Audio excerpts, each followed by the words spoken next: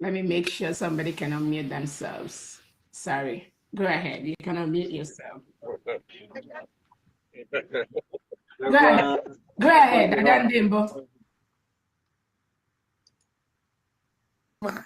Eze bi n'eluigwe ọgọrọ a na-akpụ n'ala. Chukwu okike ya akpọgo. Eze bi n'eluigwe ụmụ gị agbakọnata. Nna m anyị na-eme ibe isi anyị na-eme ya ka anyị nọ na-eme. Onweghị ibe ọzọ anyị bụ n'obi ahụ njem nwere onwe. Ya ka anyị na-eji ijie. Anyị wee na-asị gị ezi Chineke biko bịa ka ị nọnyere anyị. Chụọrọ anyị ka a lawa ajọ mmadụ ọkachasị ndị sabo.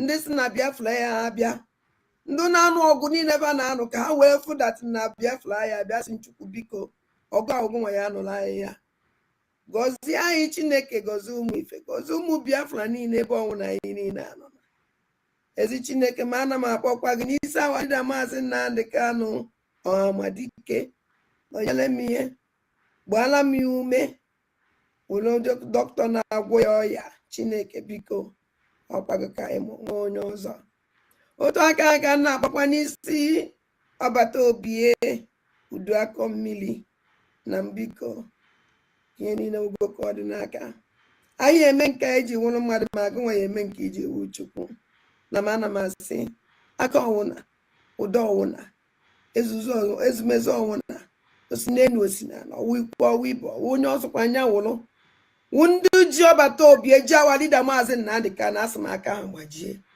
asị m tinyere ha ọgbaghara ebe ọbụla ba nọ na tinyere ha ọgbaghara ọgbaghara tinye n'etiti ya Chineke pịaba m ụtarị mee ka ọkụgbuo ha na-arụ mee ka ezumezu ha niile ha saa kpọpụtara ya awalida Maazị Nnamdi Kanu n'ọbata obi ya na m otu a nke si welekwa awa COS wee tinye gị n'aka nna m ọkwago nwawe ike yoo onye emekwe nke o ji wụrụ mmadụ n'ọkwago Chukwu na-eme nwa onye na-enye ike ajọ mmụọ ajọ mmadụ uke mmụọ uke mmadụ ebe ọsọkwa anya si onye ọsọkwa anya wụrụ ọsọkwa wụrụ m nwa na-eche echiche ọjọọ megide ihe asụ Chineke megide onye ọbụla na-emegide COS ayo ise ọwụrụ m nwa na-emegide ya emegide m ise onye ọsọkwa ya wụrụ ebe ọsọkwa ma na-agba ije ọ na-agba n'elu ọ na-agba ya n'ala ọ na-agba n'okpu n'ala ọ na-agba n'elu bed asụ Chukwu asụ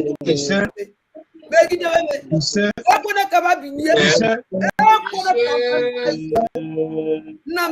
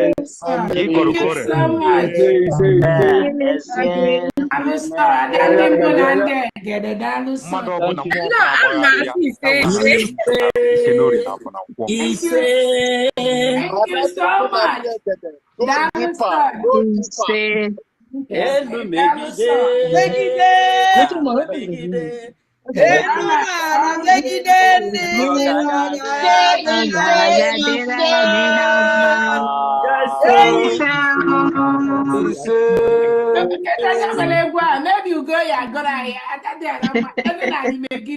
I like it.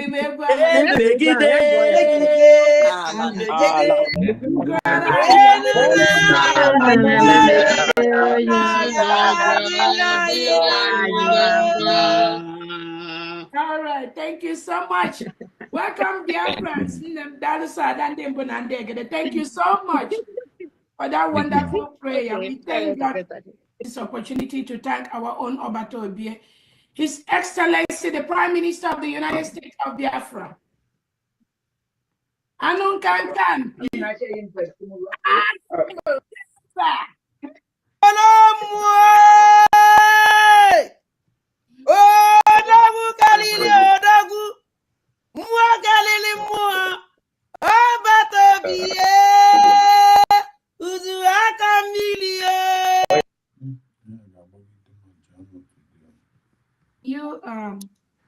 the world knows who we are.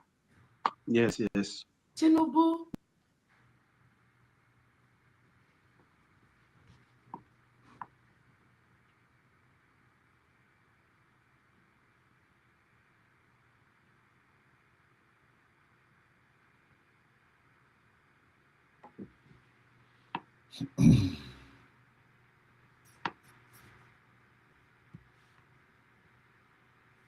kind of n'elu na mpụ na mbụgodo ihe m chọrọ ime ka Ngozi Orabeze mata ya bụ eziokwu ọgbata obi atụkwara nga terorizm CCA terorizm.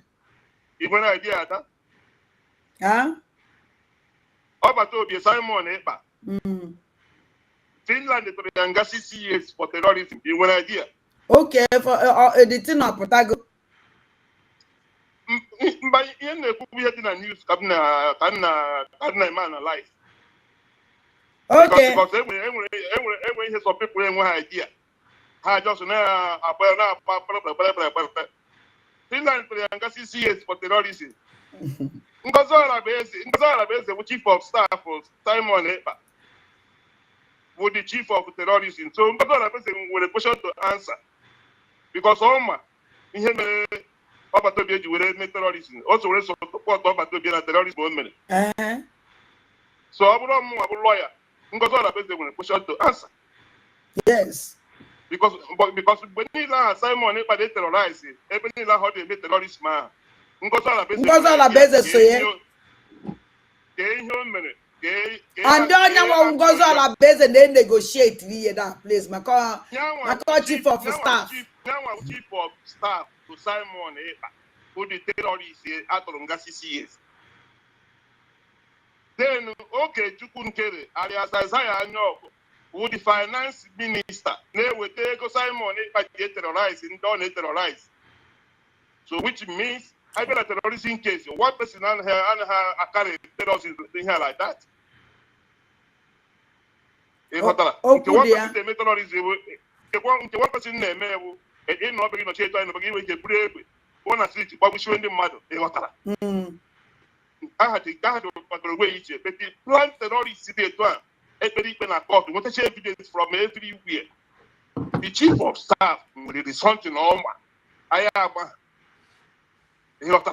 Yes. So the court consider me invite. Sure. I'm going to invite a phone number. I got for communication. Young one over to be the plan. I saw the terrorists over to be them. Mobile also not over to be only make terrorists. Okay, we are Chieko, Simon Ejiheko. Okay, we are there with Ego, last day with the terrorists. So before I just send data and metal terrorism, Simon terrorism now. Oh, when Catania Simon para before I send the Simon they go to terrorism. And when both them also Simon plan we get that. So Hane me going Hane move.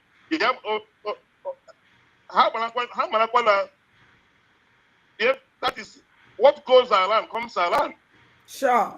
Hane feel na Simon Ekpa. I can make this one by one. They have questions to answer. Because that is how it works. And when people are going to profit now, and when the case is something they do, I got you know, I got you know, I'm going to Chinese pass release, but I got you know, getting him about this particular thing, getting him about a phone, got to your phone. But communication, even with that person, say when other people on a plan, because so we is. Can't carry on that terrorism, man, had to decide money. So, we are here watching them. In the multi years on the people, Basara, Ngozi Orabeze, also be literate, or be educated, according to the information they here in a public data. On a Twitter handle, and not very much educate. Here by here the teacher.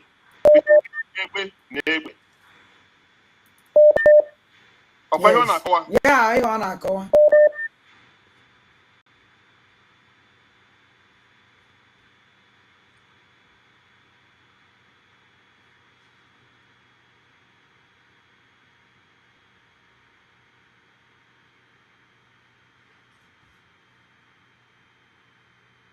Chineke biko meelere m ebere.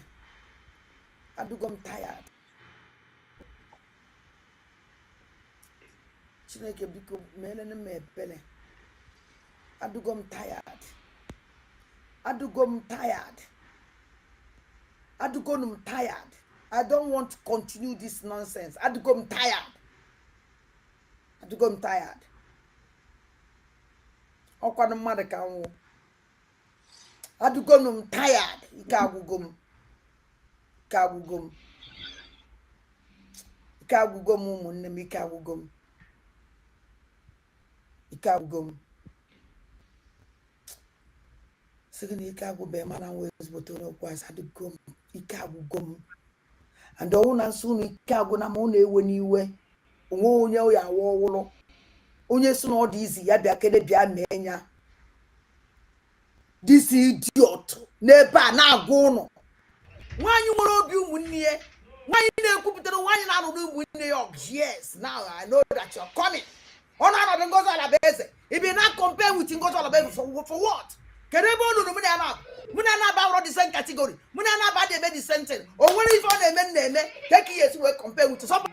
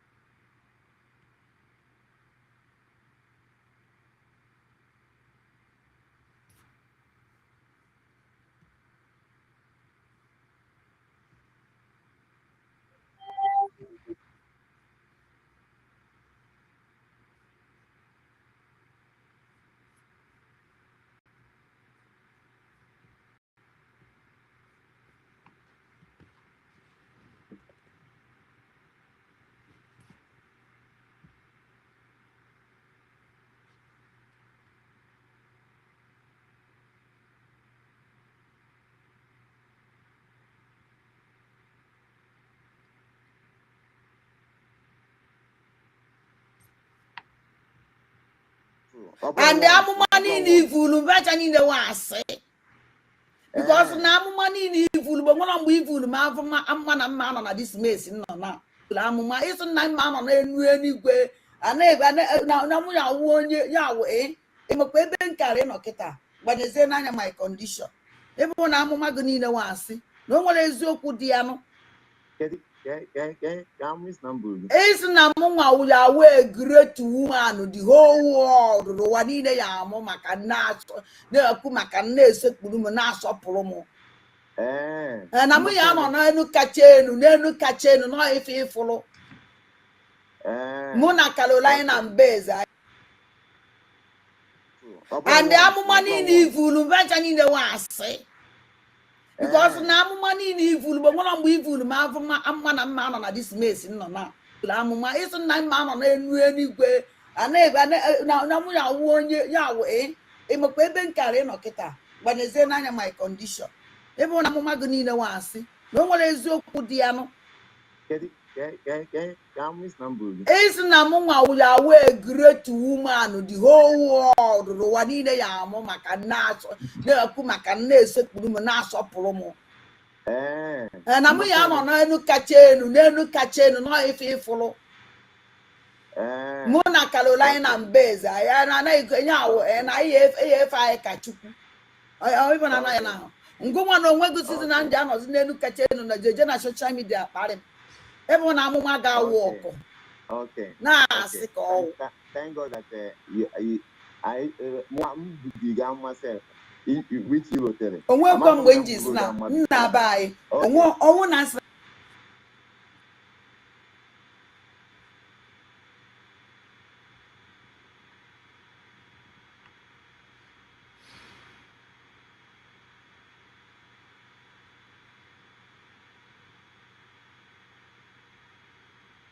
Easy. So I think I'm video with Oku Naba, my brother Reverend Father Mbaka, and Nonsunkwa. Then another thing I'm trying to make on matter that na and go sign of life. I forgot sign of life. Onyebuchi Ashebulobi. Although ekubem with him, but message in send I forgot that na evio emepe go the message. And I'm on one mepelie kono we mepe. Or see hence na me ekube with him and okobem. Either na ebono no chori mepe phone because of they are tracking him. Ojibeche po. Ana mayo Chineke ebe ọnụna Chineke biko kpuchigidere m ya chekwala m ya anọnyere m ya oke mmụọ ike mmadụ ebe ọsọkwa ha si ọchịchị mmụọ ọchịchị mmadụ ebe ọsọkwa ha si asị m Chukwu ekwekwere ka orotie ya n'agha m ọ ya ụjọ mpampas n'ebe ya na ezinụlọ ya nọ aka nsị ndị ọna na-achụ ya abasị ha ncha niile ọnụ one after the other. Unu na ọjọọ na agwụrụ n'isi ndị agwụrụ ya nwụrụ na ya adabacha n'ime ya one by one. Ụmụnne m ọkụdova ọchịchị dị too much. Mụ nwa na onwe m adịghị m sef hafchakwa na nọ n'obodo a adịrọ m sef. Anything can happen at any time. Anything can happen at any time. The people I now fight or agents of darkness, they work with Nigeria, they eat with Nigeria, they do everything with Nigeria. They are following me, they are tracking me, they are everything in me, and they follow. And I just can make mistake. They are waiting for mistake, just one mistake. And that mistake, I'm why make because I come Dutch. And another thing I actually make on that any day, ono be thrown off from ono anything personal, ono na educate me attack or boom, ano na anwu mana na ebe my attack isi onye gburu m ngozi Olabeze. Onye gburu m because on some akani akepe. The agent is too much. On one was of a zero by spiritually, physic, everything. But by spiritually, fighting with them because na akamudocha. On I with them na spiritually on a ten. Everything about them with kissing them by attack. Obodo nna na ya obodo before you can blackmail somebody n'obodo a I don't possible. Obodo nna na ya obodo onye ọsọ gume ihe nwetara 100% proof evidence too much without proof. Also no nwe ka ya esi wee blackmail ụmụ ka obodo nọ na ebe jide m gbọdata m na zoo otu a si eme ha na-ewe succeed in a sense. Mana ụmụ ihe a na-ekwu n'ọnụ na social media but to create awareness and the calling attention of people, the kind careful eba if I because now the whole world is watching what is going on in Nigeria and they're watching somebody they quite involved. I know I surrender them by air with everything. I know, but I can never be afraid of them because I do easy.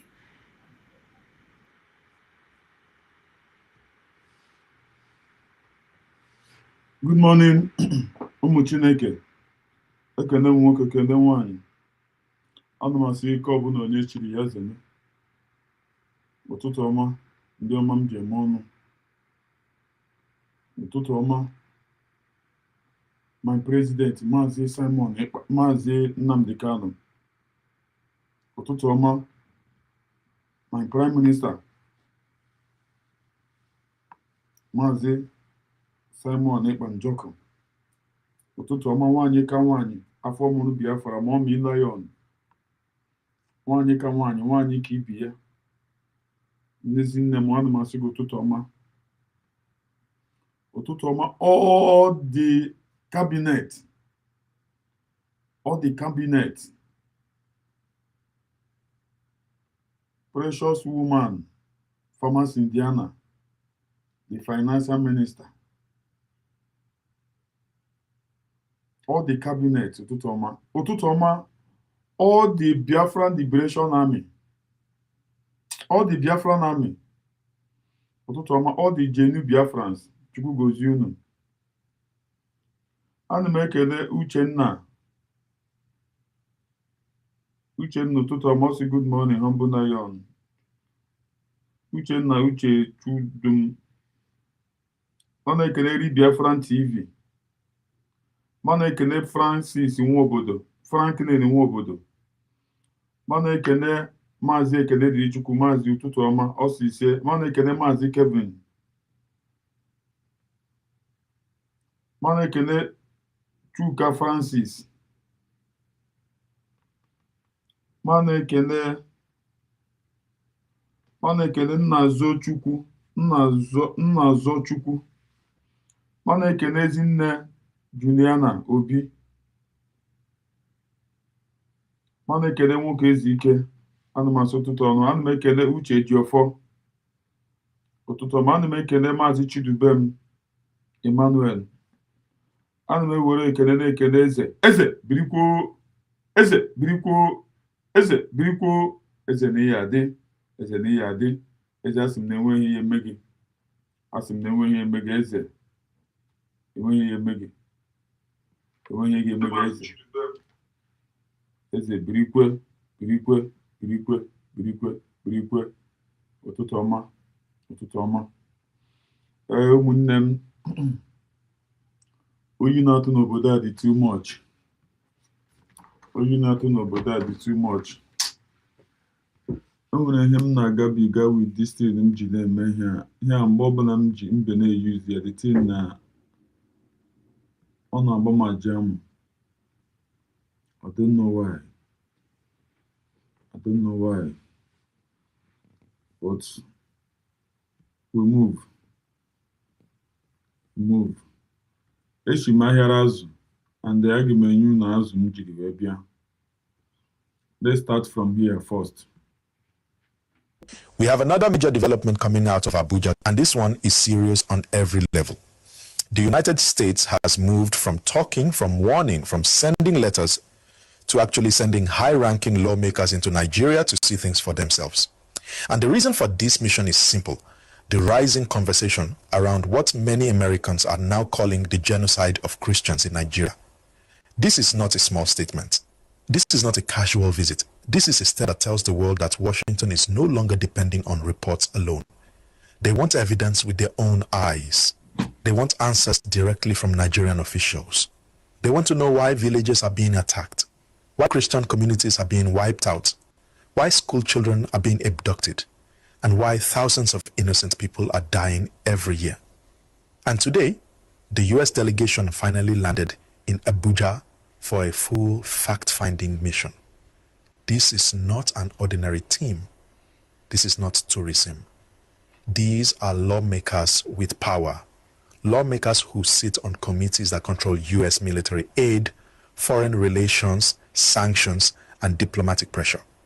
People like Representative Mario Diaz-Balart, Representative Norma Torres, Representative Scott Franklin, Representative Juan Chiscomani, and the one Nigerians have been hearing a lot about recently, Representative Riley Moore. These are not low-level visitors. These are decision makers. Riley Moore himself wrote something that caught the attention of many Nigerians. He said, "I came to Nigeria in the name of the Lord and on behalf of the American people." That kind of statement is not normal diplomatic language. That kind of statement tells you that he sees this as a moral and spiritual mission, not just a political assignment. He believes something very wrong is happening here, and he believes America has a responsibility to intervene. And then Nigeria's National Security Advisor, Nuhu Ribadu, confirms that he hosted them in Abuja today. According to his update, the meeting was focused on counterterrorism, regional stability, and the rising attacks on Christian communities. He also said the delegation came after earlier engagements they already had in Washington, meaning this is not the first conversation. This is a follow-up to something big. Now let's look at the timing. Why is the US suddenly showing this level of interest in Nigeria's security situation? Why is this happening now? Because the insecurity in Nigeria has reached the level the world can no longer ignore. School abductions, church massacres, village burnings, farmers killed on their own land, pastors kidnapped, entire communities pushed out of their homes. Reports from Amnesty, Open Doors, and other organizations have been painting a dark picture for years. And in the last few months, US lawmakers have been openly saying something frightening, that Nigeria is possibly the most dangerous country in the world to be a Christian. Some even say more Christians are killed in Nigeria every year than in every other country combined. If that is not alarming, I don't know what is. The US House Appropriations Committee has also been raising these issues aggressively. They said they want a full investigation, and they want to see whether US military aid is being used properly. They want to know whether Nigeria is doing enough to protect its citizens, and they want to see if extremist groups are gaining more ground. Today's visit proves that the pressure is increasing. Let's talk about what this means politically. This visit is bipartisan. Republicans and Democrats together, that means both sides of the US political system agree that something serious is happening in Nigeria. This is not about elections in America. This is not about party rivalry. This is a united concern. Secondly, America does not send lawmakers to a country unless they are preparing for a major report. And that report will influence foreign aid, military support, sanctions, visa restrictions, diplomatic policies, intelligence sharing. This is exactly how large international pressure begins. Now let us look at the Nigerian angle. The government has consistently rejected the word genocide. They say what is happening is terrorism, banditry, ethnic clashes, and criminal activities. They say Muslims and Christians are both victims. They say the violence is not targeted at one group. But here is the problem. When the killings begin to follow a particular pattern, when communities that share the same belief are attacked repeatedly, when churches are burned, pastors killed, and school children abducted, when perpetrators are rarely arrested or prosecuted, when the killings keep increasing, the international community begins to suspect that something deeper is going on. And that is why America has come in person. When you look at this visit, one thing becomes clear. The United States is no longer treating the situation in Nigeria as ordinary insecurity. The fact that members of Congress traveled all the way to Nigeria themselves shows that Washington wants first-hand information, not second-hand reports. Nothing in this visit suggests any political outcome in America. The focus here is on Nigeria, on the killings, and on whether the Nigerian government is truly doing enough to protect Christians and vulnerable communities. For months, US lawmakers have been raising questions, demanding answers, and asking why the violence keeps increasing. Now they have decided to come and see things directly. It tells you the concern is serious. It tells you the pressure is rising. And it tells you that the world is watching Nigeria more closely than ever before. And now, lawmakers are collecting evidence to decide the next step. So, what should Nigerians expect? Expect a full US congressional report in the coming weeks. Expect stronger language from Washington. Expect the US to consider placing conditions on any future military support. Expect conversations about visa restrictions for Nigerian officials if things do not improve. Expect international pressure to increase as the world pays closer attention. And the biggest one, expect the genocide question to return to the center of international debate. Remember, once America calls something genocide, the entire world begins to react. My people, no matter how we look at this, Nigeria is entering a new phase. The US has stepped into the matter officially. The question now is simple. What will Nigeria do? Will the government show evidence that things are improving? Will they intensify operations in the affected areas? Will they address the international community with transparency? Or will the situation continue to escalate? These next few months will reveal everything. As always, we will keep watching, we will keep reporting, and we will keep breaking it down clearly for everyone to understand. Ụmụnne m, biko nne m ọma ezi nne sta ndewo ụtụtụ ọma nne m ụtụtụ ọma am special ụtụtụ ọma ya ma ị maghị ekpere kpechi ike ya kwanụ ma owe ego ka ị nwere iji support the government United States of Biafra gị weta ego gị and ka ị na-eme ya ka Chukwu ya gozi gị. United States of Biafra n'idiri ego gị n'idi ekpere gị n'idi ihe na-eme ugbu a ekpere gị every morning pụtara n'abalị before gị ihe ụra tige gọọmenti a na ekpere and ka ị na-eme ya Chukwu ya gozi gị. Believe me, the only thing na-enide na ekpere gị and ego gị. Unu ga-afụ ihe ga-emenụ ihe dị ebube. Akwụghị na otu ochi na-aga oke cheke eto n'ụlọ kọntrị iwu ahụrụ na ndị mmadụ eshi by road terrorist ye kidnap mmadụ na nwa gị ransom from 50 million 20 million. Then airline ọ dịka ndị a ha mere arrange with ndị airline ọ dịka these people ha mere arrange with ndị airline ha ọ dịka ha mere arrange with airline ha. Airline ewere ego increase the thing to the extent even at least over to the situation of the things it now easy when they were to amazing one them the situation of the things auto things it now over country na-echere ndị ụmụnne ha echiche ọma over country na-echere ụmụnne ha echiche ọma ihe ha gara ime the flights are cheap. Okay, ka ebo na ka m instead 65,000 the ha mee ya over 100,000.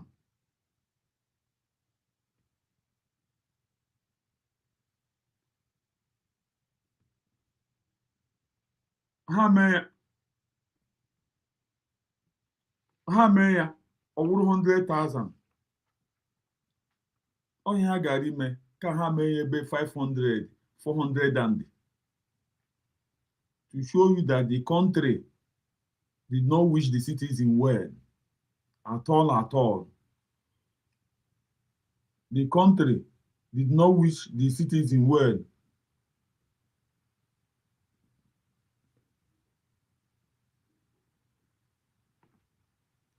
The country did not wish the citizen well.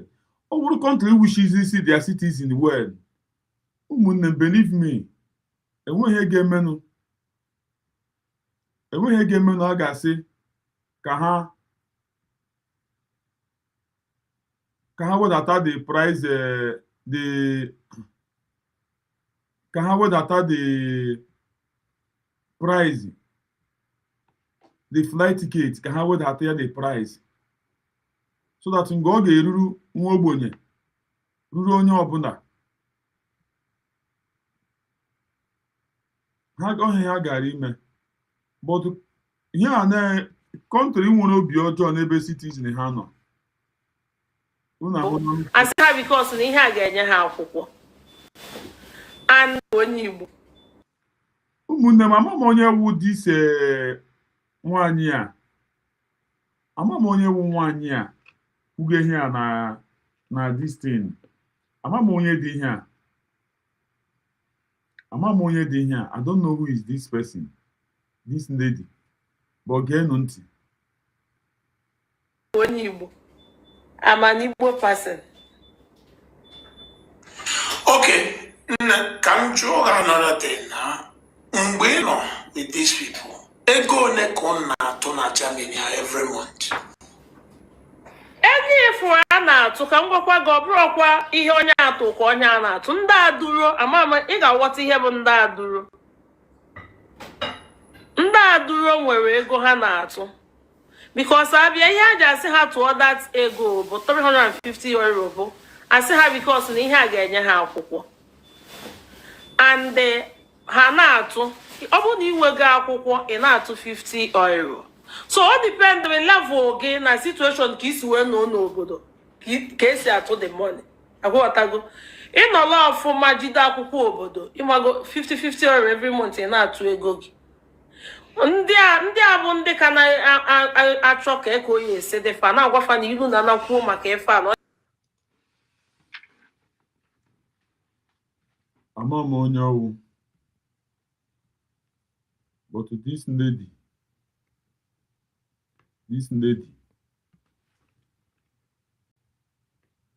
chai ka ezi nwanyị ma ọ mee m ka my mother afọ mụrụ Biafra I love you. I'm special.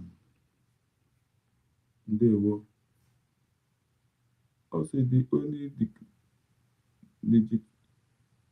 duration is completed freedom and the Oga Biafra because whatever they do now will be pushed by Democrats and hunger. Politicians, whenever every president, Donald Trump, leave power was saw it before.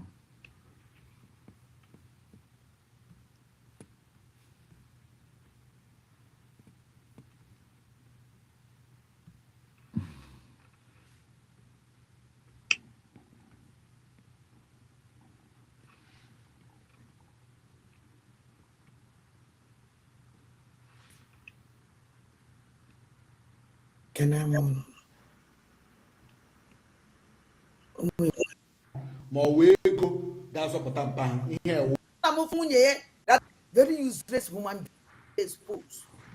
So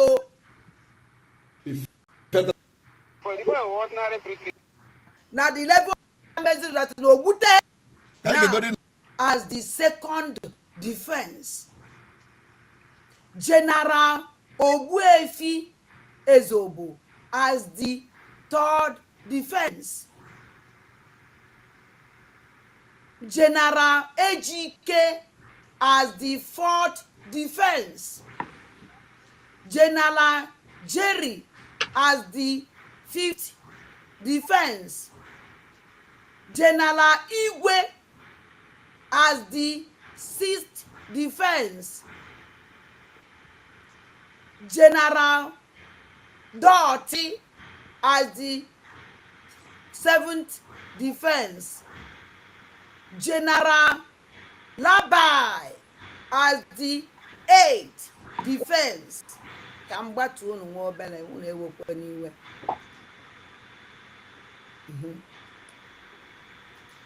I know number 8 up here. Now, Damubawa, the 9th defense. Oh yeah, onye Fulani, and they defend the zero nani. Then the chief of staff, Uzi Onyezi. Now, una fugie. Nenye, Iao, Ngozi Olabeze. And Ngozi Olabeze tweeted this October 17th, 2025. Owunu n'anya hie. Unu n'igwe owokwu igwe butu ụzọ. Ebe ka ọ nọ today? No. Ebe ka ọ nọ? Even a single one are not here. All this is terrorist work with Ngozi Olabeze long time ago. Ngozi Olabeze na ya bịa kidnap one na France. Verata na Nigeria. Ha touch on ka nwo there. So I can say ka incomplete enya wuti when you waiting ebe awo. This program on mere ebe a historic program. Onya kan ji we menya. I know number 8 up here. Now, General Adamu Bawa denied defense. Oh yeah, onye Fulani and defend his own name. Then the chief of staff,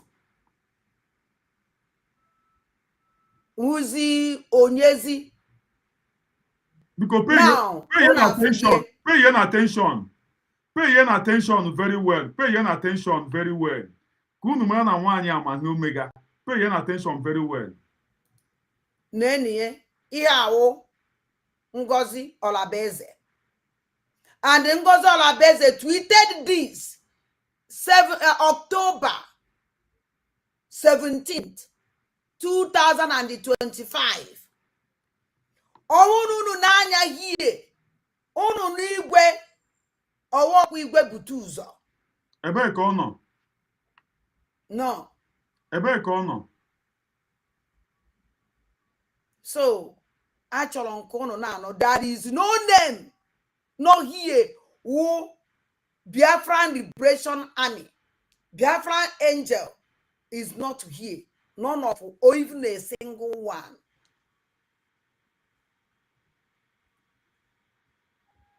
Even a single one are not here.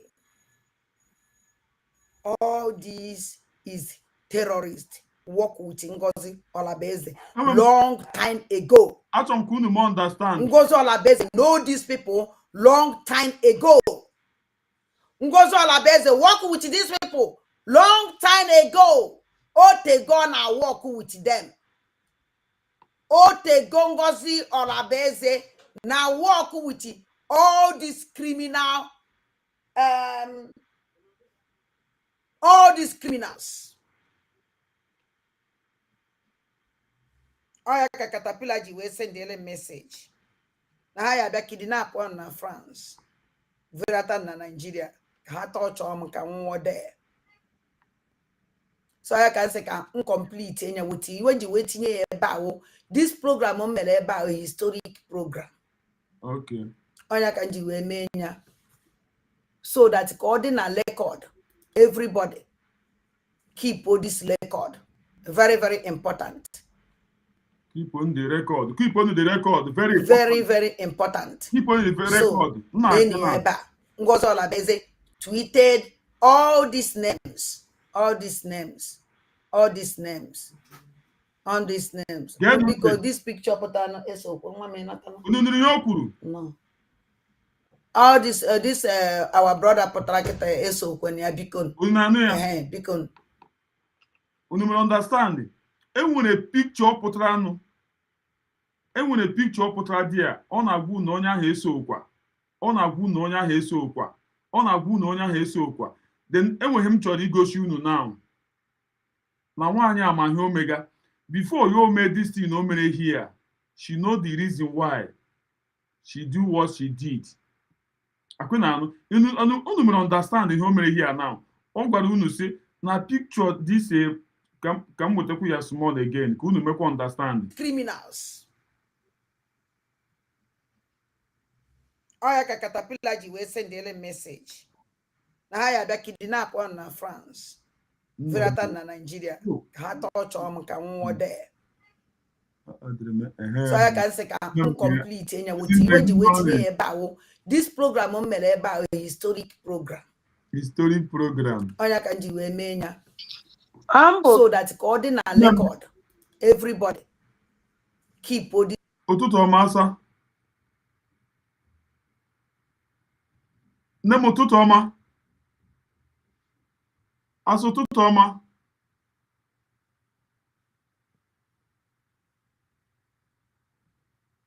Ijene wanyi no.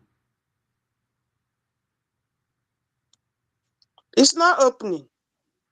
Go ahead, talk. Ka another stream yard. Not the creature. Another one. The other one, I got cancel all the subscription because when ATM card I'm going to go here today. So happy had the cheap or maybe how many kg caught here. So I'm not the do the time I court all day go. So I can get a mistake. Okay. Ndewo, anụ mpama ọka na-akọtụkwa akụkọ ọwụda obere ihe amamenụ ya o kwuru ihe a na ịmama na nwaanyị a ọ ma ama na pikchọ mmadụ pụta ha na n'ihu skrim hia na a na-ekwu ihe na ọya nwa na ọwa onye agha nọ n'ihu di ya ka a na-ekwu o nwere nke ọ na-ama nke ọbụla ọ sị na ọma onye aghụghọ ka ọ na ọma she knows so ihe ndị ahụ niile ifuru ọ na-eme mgbe ahụ she knows anyways. I love the way that she's shivering. She's having fever. Ụjọ ọgwụ na-atụ ya. Ụjọ ọgwụ na-atụ gị. Ị hakwanụ ka onye a ga-eji nnọọ spend the one nnọọ time ịbịawa nke iji hụrụ na Maazị Nnamdi Kanu ndị Nigeria spend the money gawa Kenya gaga kidnap.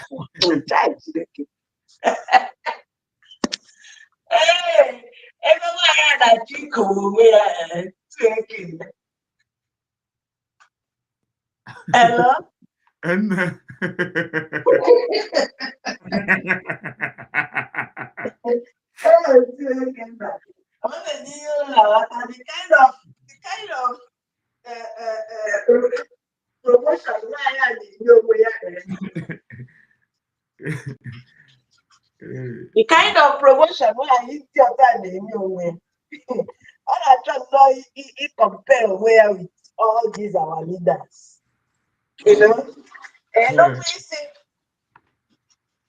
na chọrọ ịbịa kidnap ya na France akwa si na-esendere ya ihe na ụsụ nwụrụ anwụ ka ihe o si na-esendere ya ọsọ katapila katapila sendere ya gịnị ọ na-ekwe ezi ihe ya no evidence check am na ada ụtụ na-awọ bịa ya eweta foonu so unu lee ya lekwe ihe o sendere ya this morning lekwe ihe nke enyi ya nwoke ahụ ọ na-akpọkarị aha mgbe ebe kwuo dike o bupụta foonu ya si lekwe so anụ mpama ele ebe katapila sendere gị ozu nwụrụ anwụ imepe ọnụ asị niile nọ n'ụwa na-apụ gị n'ọnụ agwana m gị do not worry about how to fight for your justice. Just nwugodunu first. I will single-handedly investigate who did this to you. You have to go. So I'm worrying about that one. Just go and die. Go and die first. Hey. Go first, you know. I rally around. I am investigation. Who did that? I find the other justice. Ozunrang. Na be ebe panic. O nwere ike doctor gwana ya na BP ya BP ya adịna ọdịna health ya adịwa na quarter to good because of no rest and alcohol you know so yeah were ezi idea bịa na-enyekwa unu nke ada ama but we don't care ebe ka iko nsọ nọ today akwa iko nsọ nọ n'ala na Biafra is still moving on. Ọ bụrụ nke gị ga-abịa ịwa anyị isi. Come on, relationship here. Chineke ihe ka akụpụ na-asa asa ihe ka akụpụ na Chineke nne m sorry ihe akụpụla gị na nke akwa African magic. I swear. So ka ihe aghọta m ihe ọ na-agụ from Dr. Ngozi Orabiezi. Ọ bụ dozie afọ etire that time ahụ so enwere vidio mmere so ya ọbịa o tiri ya ihe ke na-asị na ọ dị happy Not the happy. So to the video, don't talk with China before you bought the video, man. Okay, video mere ka ọ na-achị ka ọ chọrọ iji wee kwuo okwu. Yes. Okay. So As usual. Echi ya sị na ọ na-ahụ ọchị gị. Yes.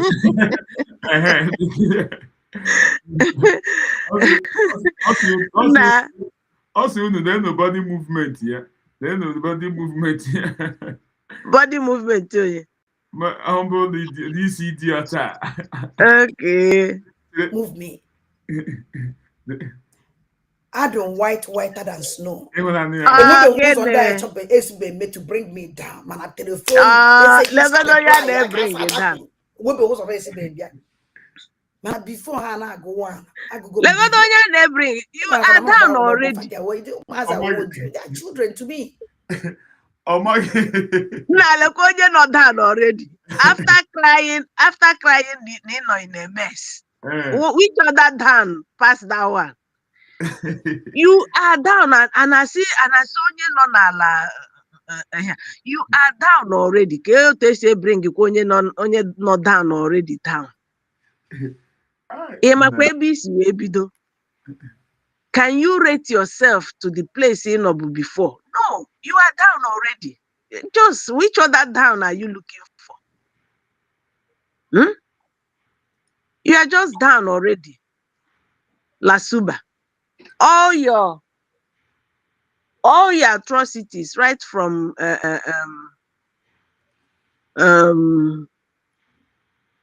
Azumbobo, kwanye ha na-akpọ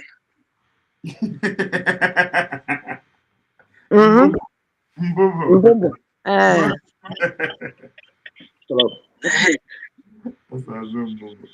Those things without all this rubbish in on them, and when you carry Maya, those things happen because of you are down already.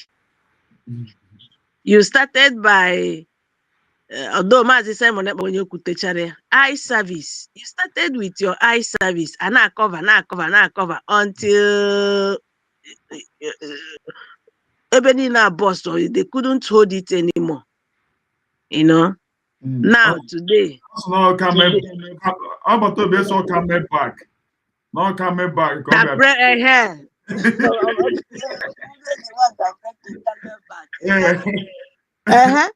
When we release that video, every day to that video, I'm very, very happy because that video actually break the camel back the second time. The video that video she cried and cried and cried off camera, in the camera. Because of that voice. From Obatobi about this lady. She knows the weight of that video. They say the video I'm not to that video. I not publish that video. Ya na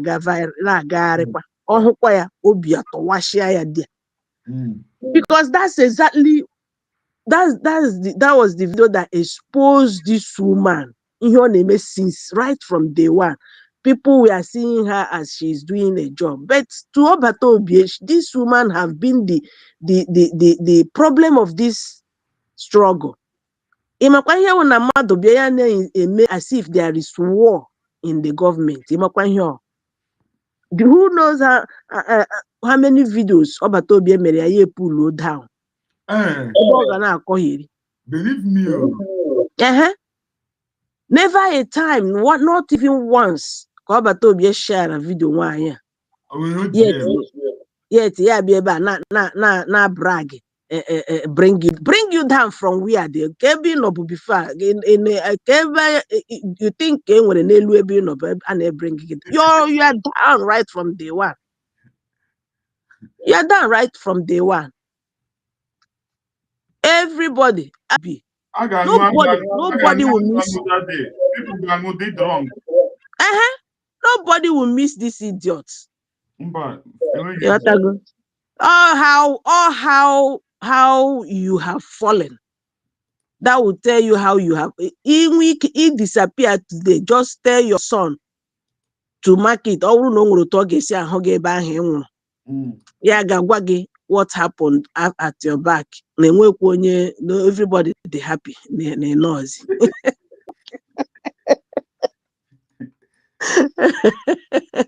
Ahụrụ na ada ụchọ mara ihe sef, ya pretend godunu nọ nọọsụ ka ọ hụ how the social media will be very happy.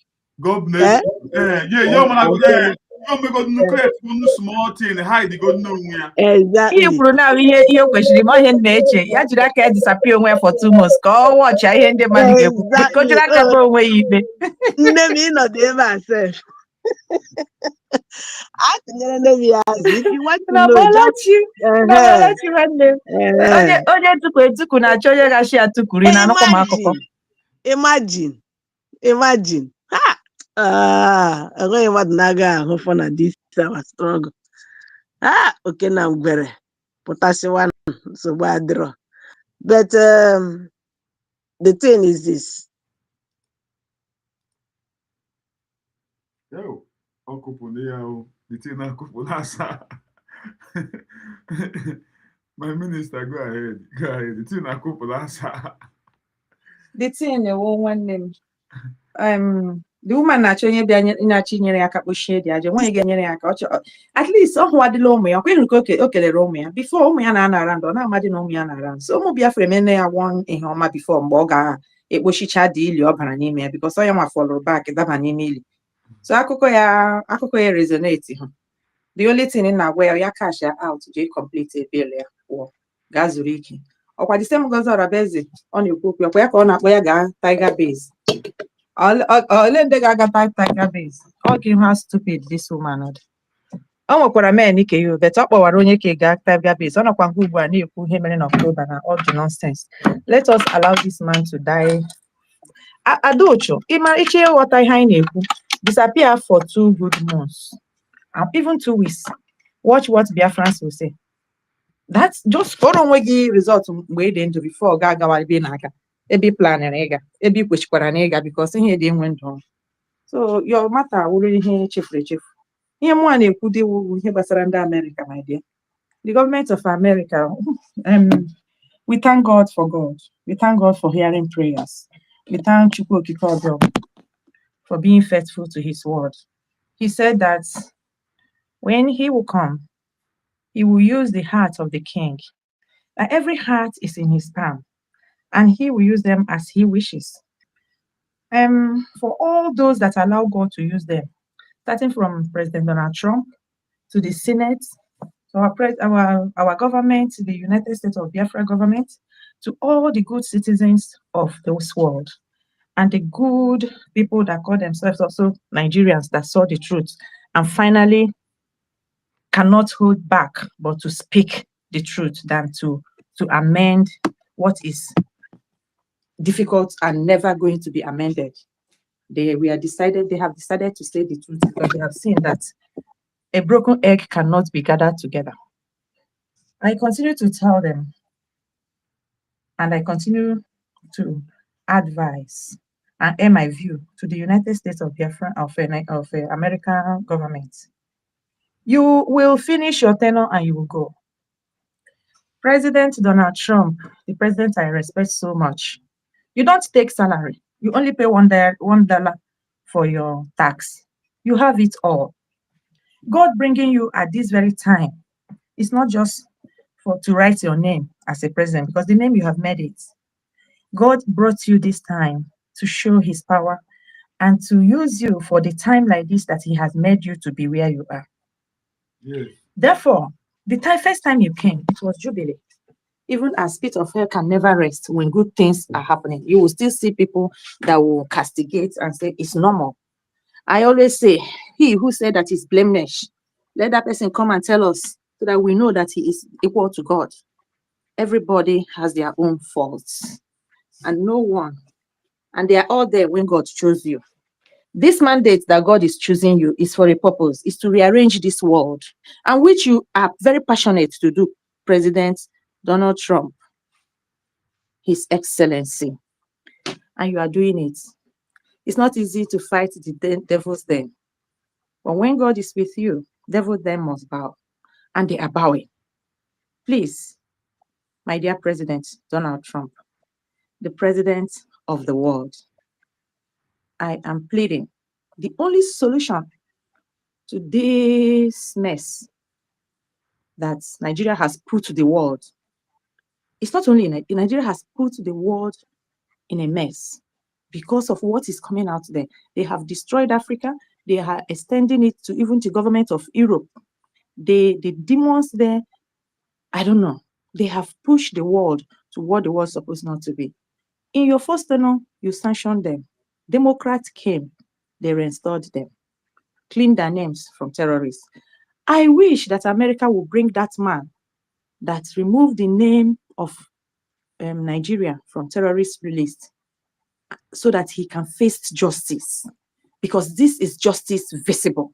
That man's supposed to face justice at this moment that we are, because every blood and every death that has happened in that contraction called Nigeria also is in his own head, and all the heads of the people in the parliament that supported that his useless policy, because he was paid, not because he didn't know the truth.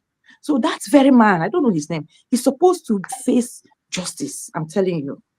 So President Donald Trump, His Excellency, please, the only way to save Christians in Nigeria, in West Africa, and to save the world is to allow Biafrans to complete their independence, to go. That will destabilize the devil's den. Because the Christians we are talking about also, 96% of them are Biafrans. And the land by which they are doing whatever they are doing to claim, both in the east, the north, the south, is also that land. So give Christians a refuge country where if anything is happening, they can run, and people that can mobilize and fight back the devil's den called terrorists from Nigeria government. That is the only help that God will be happy that you do. Because that was why you came this very second term. I'm telling you, and you know, do not disappoint God. You have started it. Be bold as you always be courageous as God has made you to be, and just do it. And humanity, generation to come, will forever speak about you, about your government, and forever remember how you rescued humanity in your tenure and how it was fought. But because you understand the time, like a child of Issachar, and you know why God made you to be there, you use courage as the Bible told you. That Bible your mother gave you. And you was very courageous. And you hold the bull by the horn and do what needed to be done. For everyone that is supporting you, God surely will support them. For your own family, even when they make mistake when you are not here, President Donald Trump, His Excellency, for the good work that you have shown humanity, for being the voice of the voiceless in this very difficult time, God will never stop blessing your generation. Amen. Thank you so much. Thank you. Thank you.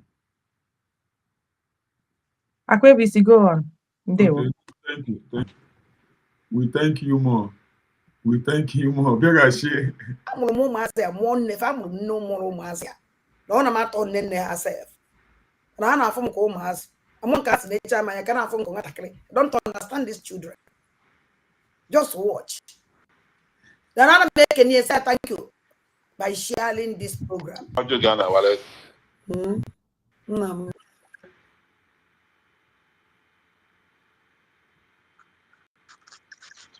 Asa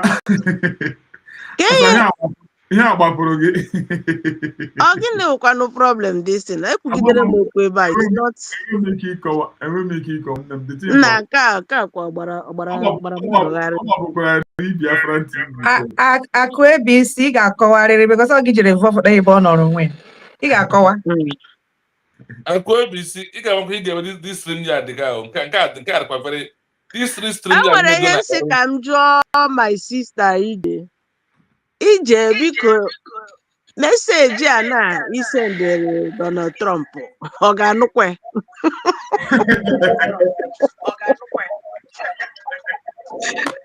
My dear, whatever that is happening in the social media, do not underrate it. How do you know when they're listening to them? Oh, yeah, I see any all the medias because they understood the power of the social media. They employ people to be on every platform on the social media and gather news. Don't you know? How when they're an employee, if you don't know, they are watching everything. So as long as it's happening, I don't think so. that's what you I don't say. think That's what so. you The think. thing, how this thing can get to him is only when you tag anybody or young one or any organization that will hear it on. Ka ekwuru ebe a, nwanne echekwara na o nwere ihe Donald Trump Oh, he na-aga eme. checked. Oh, he checked, my dear. I am telling you, I won't him chere. I won't know him chere.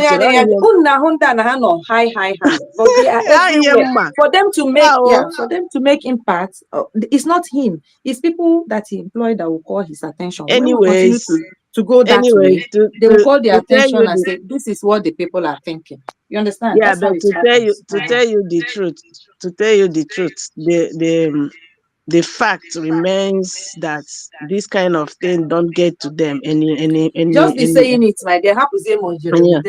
Let us be direct in Haichoro. Yeah.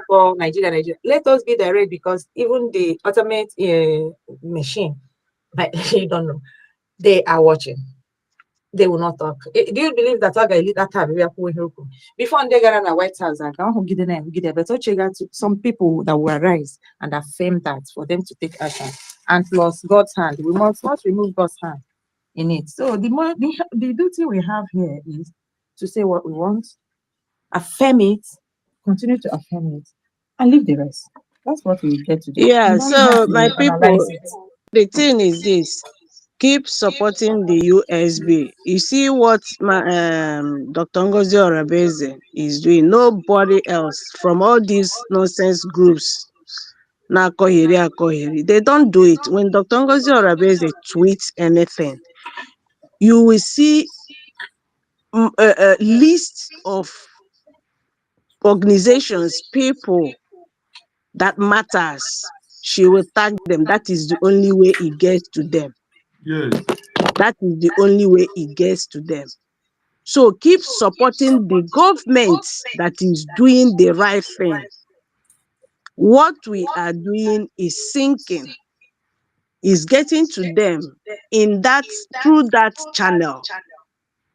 Through that channel. No other group or this nonsense of sending. If you have any important message, you want it to get, at least by the grace of God, it will get to them. Use your Twitter. Facebook, use your Twitter handle. Twitter is the fastest. Twitter is the fastest. So go there, type whatever that message, tag those names, those organizations Dr. Ngozi Orabeze they use there, tag them under that your comment. That's the only way you pass that message. We are talking to ourselves, whether you believe it or not. We are talking to ourselves. If you want to be among, if you want to pass this message to make it to get to outer words, that is the only way.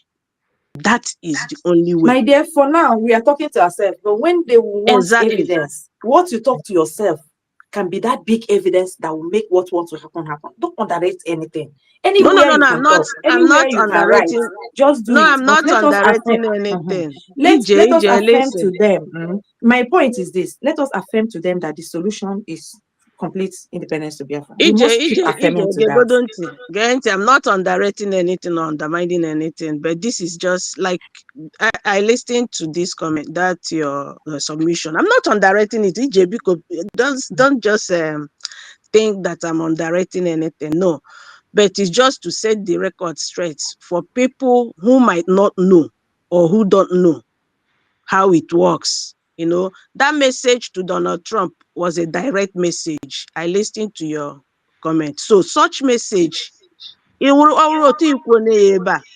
you have a Twitter handle where you tag this comment, because it's a very direct message and it's very essential, very, very important message. So you use that message anyway. So, again. Okay.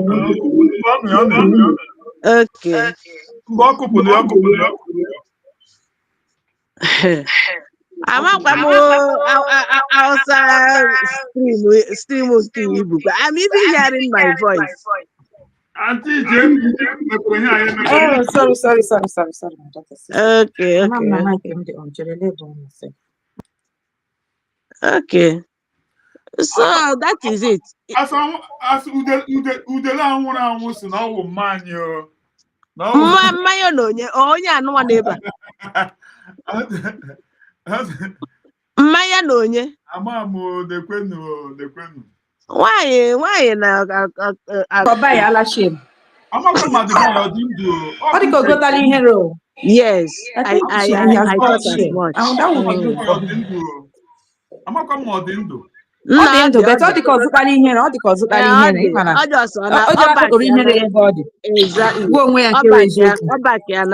That is what he has to do, because o mesiala up too much. Go retrieve his respect. All the too much.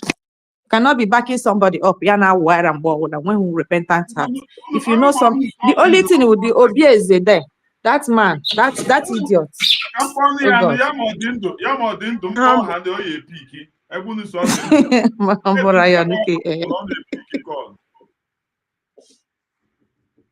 Boy, I see a nice year. How are you? Okay.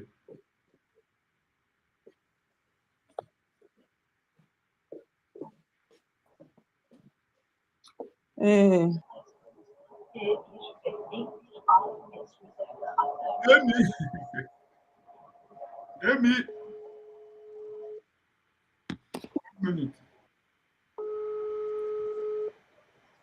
Humble. What kind of stream yard is this? Ono kata ya agbapu mmadu. Okay, free. Onye ka ị na-akpọkwan? As na maybe the onye si mmadụ na ọ dị ndụ dị na-akpọ ya na phone ya na-aga gị ma ya okwu. Eleghị iji achọkwa n'okwu dị okwu a, gị ka ị na-akpọkwara n'ikotu onye fọ. Ọ bụla ya ọ dị ka soro dị gị mta. Ọ bụla ya biko ịlọvụ ka nwanne gị nwoke ọ bụla ya like ikotu onye onye ahụ ikotu onye mere ọ kacha fụọ humble lion fo. Humble lion respect that man before. So badly. Bịagide ya chegharịa ya ajụ. He got his back. Hey, African TV, go ahead, Mazi, go ahead. Mazi, Humble Lion, you are streaming at the Echo Megaria. I only kick him out every minute.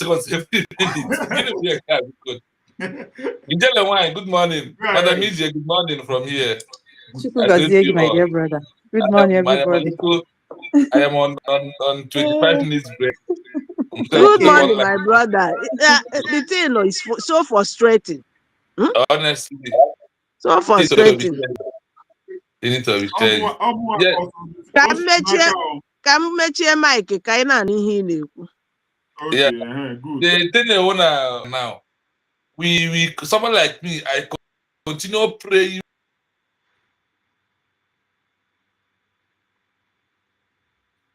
It's not about me.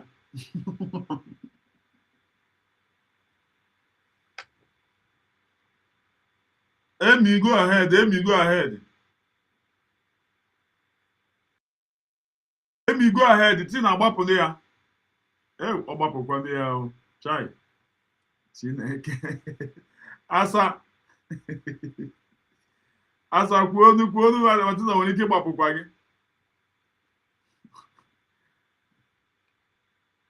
Very much by sharing my program. Get not to program this idiot called share with hope not a make that and the book. Nda amoro can see we prepare. Them don't know that nothing move me. Nothing move me. I don't white than snow. Onwe who's under a chop SB made to bring me down. Man, I telephone my messages can reply. I can't say that. Onwe who's of SB. Man, before I go million. They are children to me. mụrụ ụmụazị ya mụọ nne fa mụrụ nne mụrụ ụmụazị ya na ọ na m atọ nne ha sef na ha na-afụ m ka ụmụazị amụrụ nke ha si na-eche amanya ka na-afụ m ka nwatakịrị. I don't understand these children. Just watch. Then I'm making you say thank you by sharing.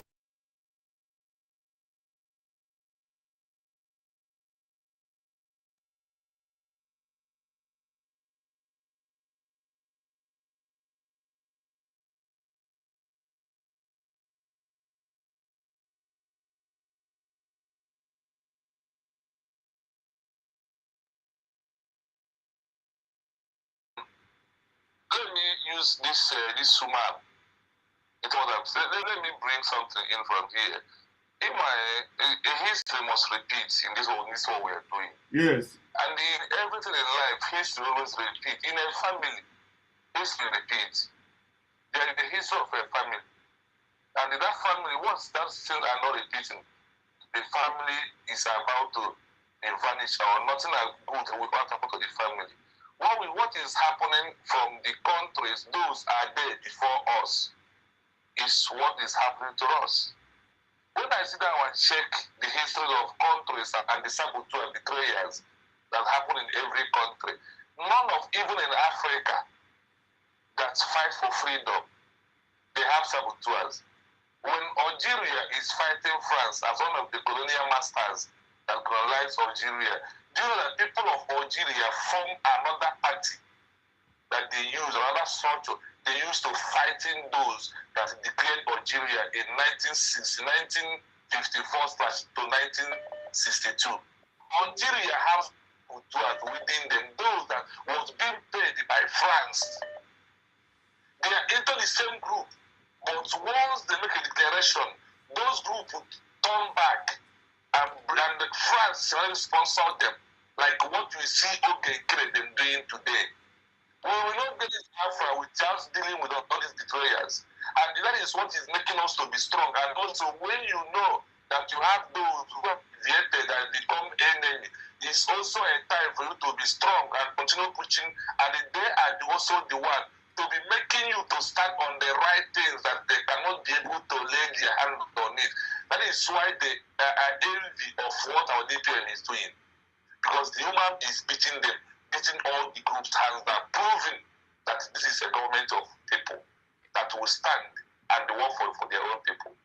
Algeria, in their own time, in 1954 to 1962, they have betrayers, they have rebels, they have saboteurs. But the question that you must ask, that will encourage you, is that because of that, France was sponsoring this group against the GARP that moved the independence of Algeria. Because of those rebels, did they stop their recognition in 1962? The answer is no. Because under the law of the international community, they understand that once a new country is being declared, now again with those who never accepted it because it's not coming from them. Okay, take this example. In all these countries in the world, only in America you have two parties that they're producing presidents. One of in every other countries, they have 2 or 3 or 4. Once you are not coming from that winning party, the winning party see you as a betrayer.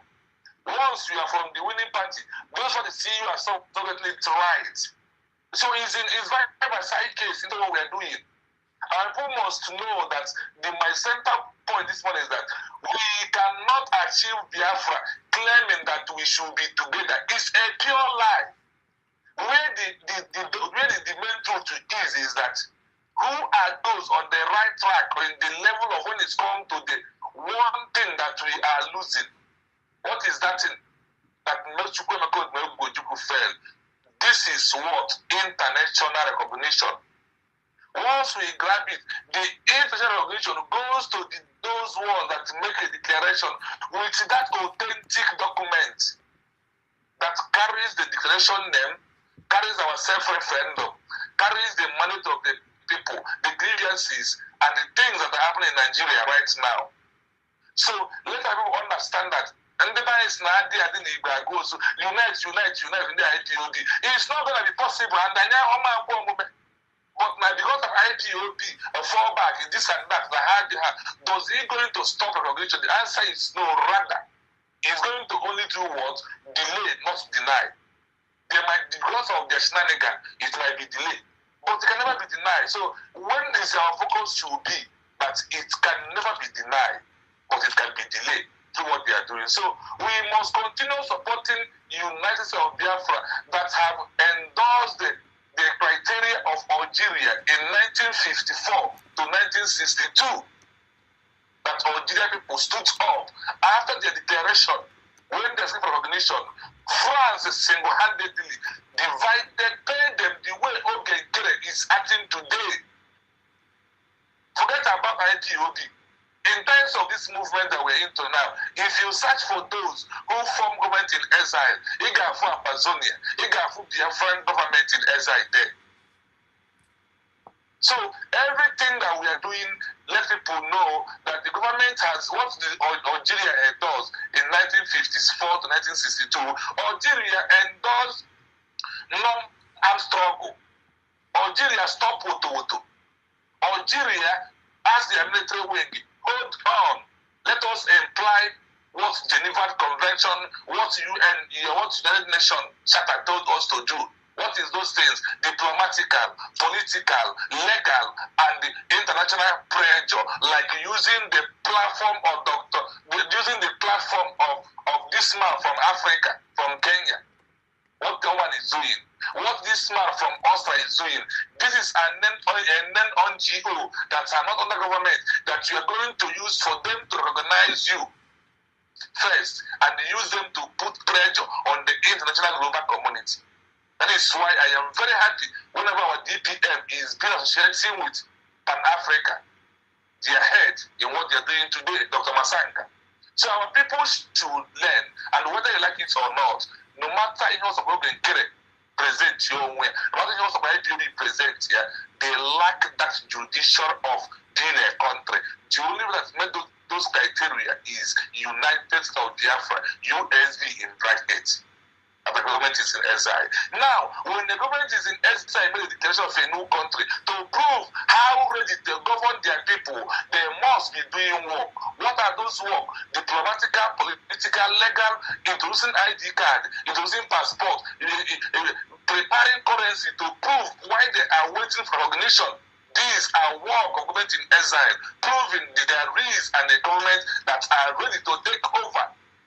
Once transition finally happen of recognition is a final transition. Before you are going back to your country to take over, you have your currency, you have your ID card, you have your passport, and everything should be on the line waiting for recognition. That is the full transition of a new country that gets international recognition. For my message this morning, in the last day that he left this world, he said, Pharaoh, let my people go. That wasn't enough. He said, Biafra will come from diaspora. Biafra will come from exile. Today, where is it Biafra being pushing it from exile? Mazin Nandi Kano started from exile, from London. Obatopia from Finland. Those who are today in America, we have conquered the whole countries that are supposed to know about our freedom. And it's under most that they must recognize Biafra. My Biafran people, saboteur has been ordained in the eyes of the fighting for a new country. In time of Jesus Christ, there is a saboteur that is rebel everywhere against Jesus Christ. Ogoya, they are rebel. They are saboteurs. The same thing has implemented in our movement. A senior brother to Chukwu Emeka Omegbu Chukwu was the one who sabotaged his brother by taking the money to go and bought equipment, and the ones he never come back today, till today. What of Ifaduna? Do you think that this our movement will see us and there will be no more Ifaduna? There will be no more Chukwu brother? No, they continue. People that are not even our country, Algeria, Namibia, Ethiopia, Angola, Guinea-Bissau, Mozambique, Namibia, Zimbabwe, Eritrea, and all of them today, they all have saboteurs and they deal with all of them once the government come back home. My people, I didn't go snow people. On the Magro Mumwe, let us must continue, or even if we are 5 people, but we are on the legal, diplomatic, and the international community are still now watching. They knew that there is a rebel. Refer you back to Finland in 1917. Finland have a rebel. The Red Finland people refused the declaration of Finland as a country. The same way the level of Ogenkere, IPOB, fallback, Adandos they are doing today. But this is like we have a bag of rice and there is a rat in a house. Can a rat eat 1 bag of rice? No, it cannot. That is how I see all these individuals that are making social media today. Because one of 2 things. We are on the right track. The government is doing. We must get there. It can only take us time. The endurance, the steadfast, the faith, the strength we are put, so we are on the right track by our government. Thank you so much, Akwedisi. We must continue. Thank you so much. Mazi. God bless you. God bless you. Thank you. Thank you. Emi, go ahead. Go ahead, Emeka talking. Go ahead, Emeka talking. Emeka talking, go ahead.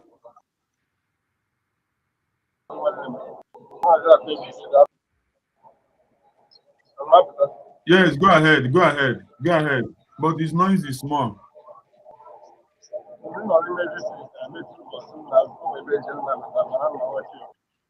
Okay.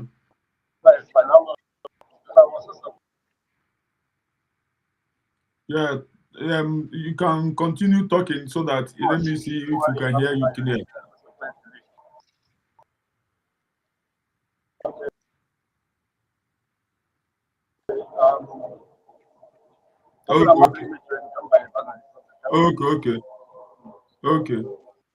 In this program.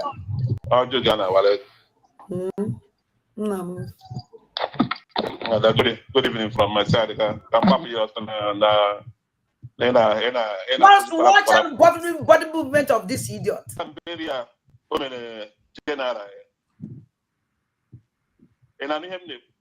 not gonna put on now. Yeah, kill and bury a get the criteria or the qualification. What you would check here. What you may background check, get the qualification because you know when in the Western world. The qualification. I don't know this break.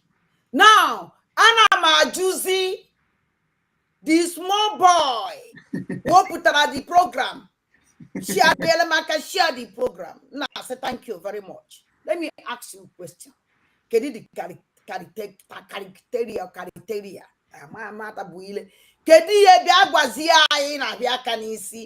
Come and tell us. A criminal. Now, when they were called an almost Nele, poor Maz, what a good name, bad image. Come and tell us. And I can easy. I came and he saw the question. Go and ask your madam. We are asking this question. And then the one actually said, because Nando recruit and then a boom we book and they didn't a boom we window recruit. We need answer. What? And then the boo Nazaga. Qualification and the qualification. No, criteria. Criteria, qualification and the qualification. Now, Oji we menya command deal that Nangozola base is a terrorist. Augustia and the kill and belly. The queen of laugh. Also, we now belly. You see this India or Tata Conroya on Kaun Kona and ask again. Anukwa for under the confused. They don't know nothing. Hatchet that na ask the age of Mama Kukona Koto. Dabana Makukona Koto. Nanka made that Namaya was also Bahu, Mana Mauyana, Majana, Karigum Wakon as an aran. And I was saying like that. How stupid they had. Even when he killed the deceiver, and something that they make exist. And these useless people can't believe it to nonsense because now for war. Nobody pay me. Nobody. Not again. What do you mean? Someone did it with the mother of more may employ. Oh, even you know me, the commander, you will not do the good mother of Fuma. Because even you know me, the commander, you will not have a organ of Fuma. My case, I have a organ. My case is simple to or heart or complete. I'm But then humble idiot. Humble idiot. No wase. But then this otolo. Nalani. Somebody to confuse the way the child fell ya we balloon when you. Now no balloon must buy. Yaba say woman no wase. All the people on the general, all do they watch? Even Kulo wase. Come and tell us. Which is defense minister watcher. Where may approve, where may appoint as general. Na Biafra na US. Na on our bam when you me understand. Johnny, I join man caterpillar, Jukwema, Abamudawa, Adamu Bawa. Oh, the Magana Pejike. Nah, we have problem when I buy a and my national league, insecurity in our league. Why don't they don't have the problem when I because when they pay yesterday, all these people were a connection with the governors, within the ministers, within the senators, all of them they are with the police commissioner. The police commissioner, this is hotel like that, this only time mortuary. Now they put them madam, they legal mortuary born at top position them. All settle in your former. Because what I mean. Only government settle her from all your sample. Exactly. Because what? Because yes. all these people need a hotel. People need a hotel and I buy any happen. We don't have like this security. Actually, in a village, have security. I never escort. The commissioner of police. Yes, commissioner of police on escort. Escort to many of Lava village. Or village of Hanag. Whatever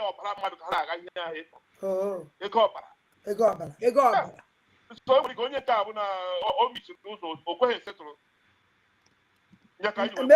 maybe not one sense. So when possible, or when anything that our people can go, where did you have for? I did somebody with a hotel, I hear you with hotel and buy. It don't say they don't hotel and buy. No, even that, even the police in our just when how much also cruiser need. Yes. How much have you so cruiser need? How much you so cruiser? When I hotel about a watch, when I park yours, but I expose.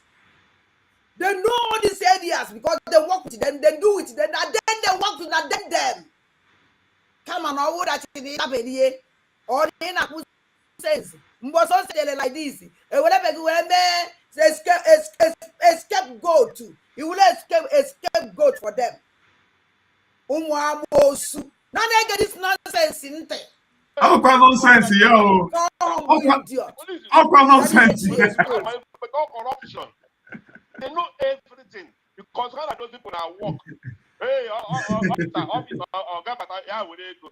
where they get central commissioner of police, central DPO. Yeah, money go change it. Over 1 million police will go away now. Over 1 million police will go away every day.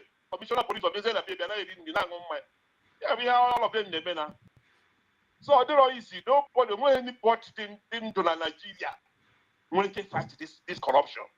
The only thing that's public corruption I will know why. Because when anything you like, it's a woman. America the other day. What kind of body movement of this idiot? The National Guard, Mother the person the person, how many arrests? Police cannot save yourself. They will tell Nanto. This marriage will make that husband. Because life, you like to take somebody. Nobody get involved. I will say the person, they say court. They pay in a court. Court is okay. No life jail. No, by death in your sentence. Then everything got it. All got it normal. But all this nonsense they may not buy. That is this time around, that is the come and talk. somebody na get escort aga. Just watch your body movement. I beg you. I remember all to be what I am. They are not coming for him, they are coming for us. Obama said that back in the day, na Sokoto will consider the climate center, everybody na kasi them. But here I talk exactly. They are looking for me and you. They are looking for me and you. I want to say, a member said that the carry hand to plan him or Sultan of Sokoto email. More like that, buy a cockle when he have one. Ebe whole mass and the whole mass and the cannon. Obuseki one way. When you who knows you. Oh. So my sister, I don't know easy. The only thing I want to buy if you see something, say something. More money to money get one day if we have blanket. More we Nah, blanket. One day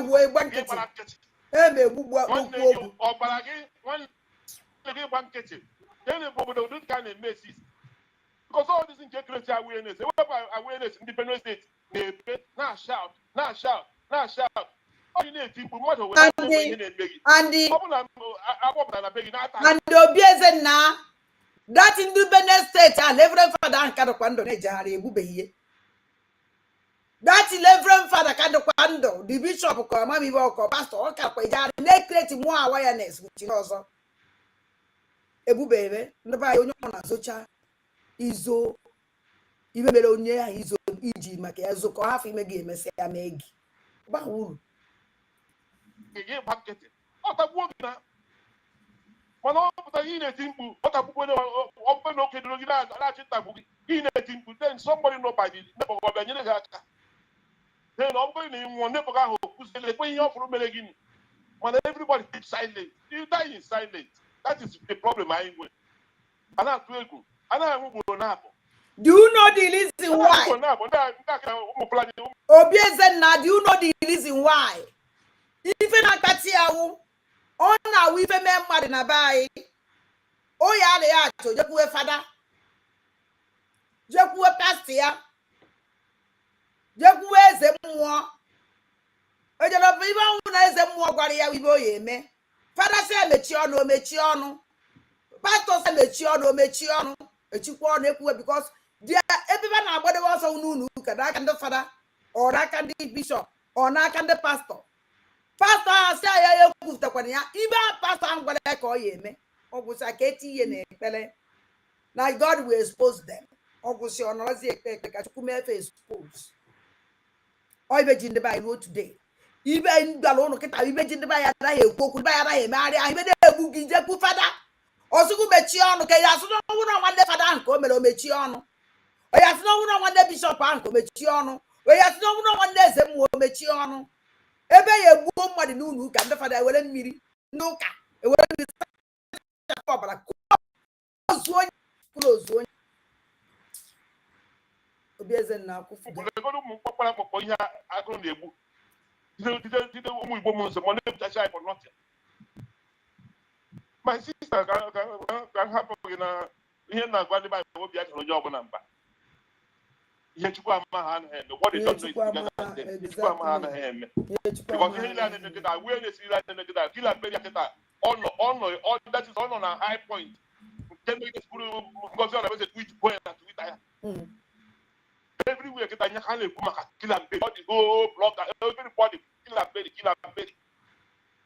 that is ihe Chineke ama ha anaghị eme this guy analysis anyị emebe maka kila mkperi wetacha picture ya everywhere left and right mana Chineke mgbe o ji wee mmasị Chineke kịta Chineke ebe ihe o ji wee bụrụ chi my sister jisi ike Chineke gbaa gị ume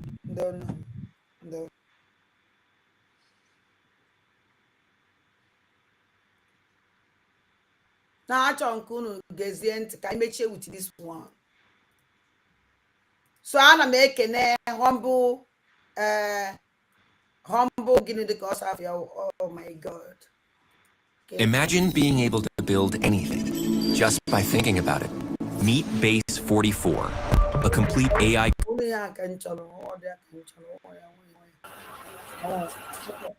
Mmadụ iwe nwaanyị a ji wepụta na my program. ụmụnne m onye aka nchọrọ biko ka nchọ ife ọzọ tinyere unu then ka nwee ike ịchọ program unu achọ because I bring out this program this morning and achọrọ m ka unu fụ interview emere here ịma na that interview ahụ ịma we complained about that interview emere ndị a wee Look, this is just solo na n'Igbo mụrụ Ngozi Ola bụ gwọrọ Fulani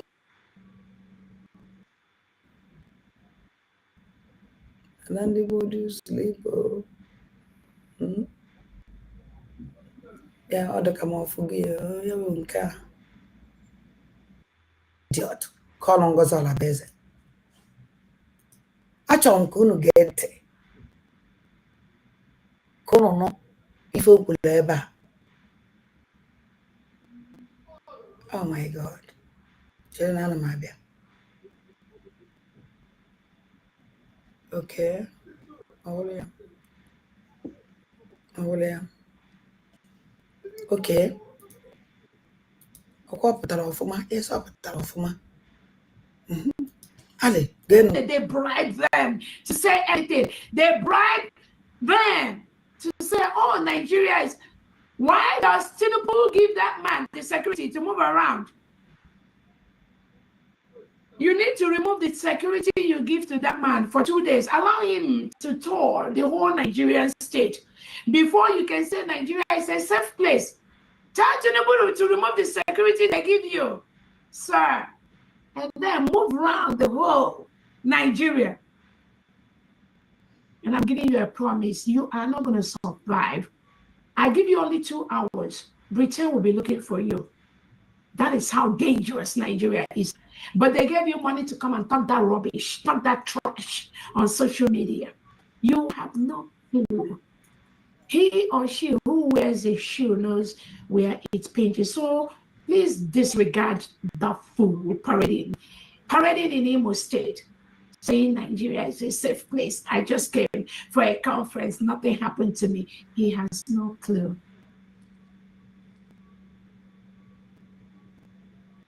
Again, those innocent Biafrans have not committed any crime. No.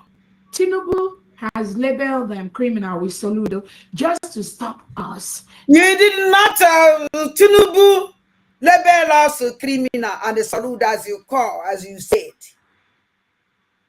Let us watch who is working with the most criminal. Is it Soludo or is it Tinubu or is it you? You must put yourself a bit in the Soludo and Tinubu. Even you're worse than Soludo. Because see the criminal you surrender and you work with. Now, Ngozi Ola Beze, you are who can do criminal. I don't make nonsense this woman. Just stop Biafra restoration, which you already got. So I need you to be very, very clear. And we are remembering thousands of innocent Christian Biafrans locked up in different jails. How many people have you released?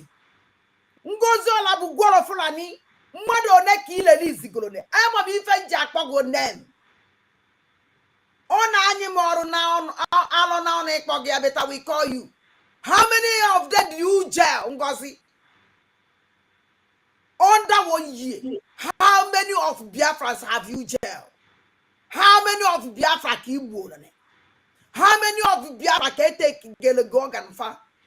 Can you come and tell us? Do you think you come out to here and they shout and they scream and make you innocent? The answer is no. All the guy now afford this rubbish and nonsense guy, they don't take us anywhere. Let me ask you, Ngozi, how many do you stop? Do you think come out in social media shout always solve the problem? Do you think to come out in social media do all this nonsense make us not know you? Ngozi Ola Beze, we know you. We know what you are doing. For this 2025 is a year of solo. Ngozi Ola Beze. You bring a solo, a solo na ni bo munu nze mu ozo. You bring a soul na the whole Biafra land everywhere.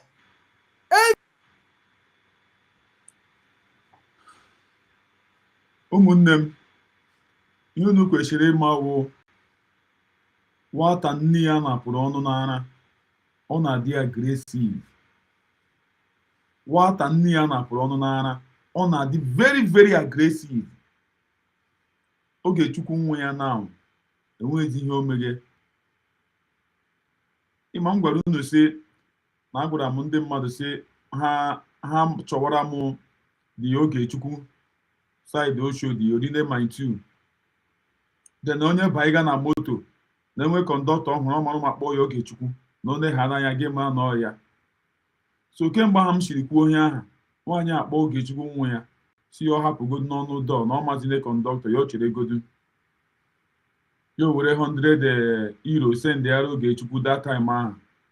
Ịma na onye ọnụ riwere adịgo committed.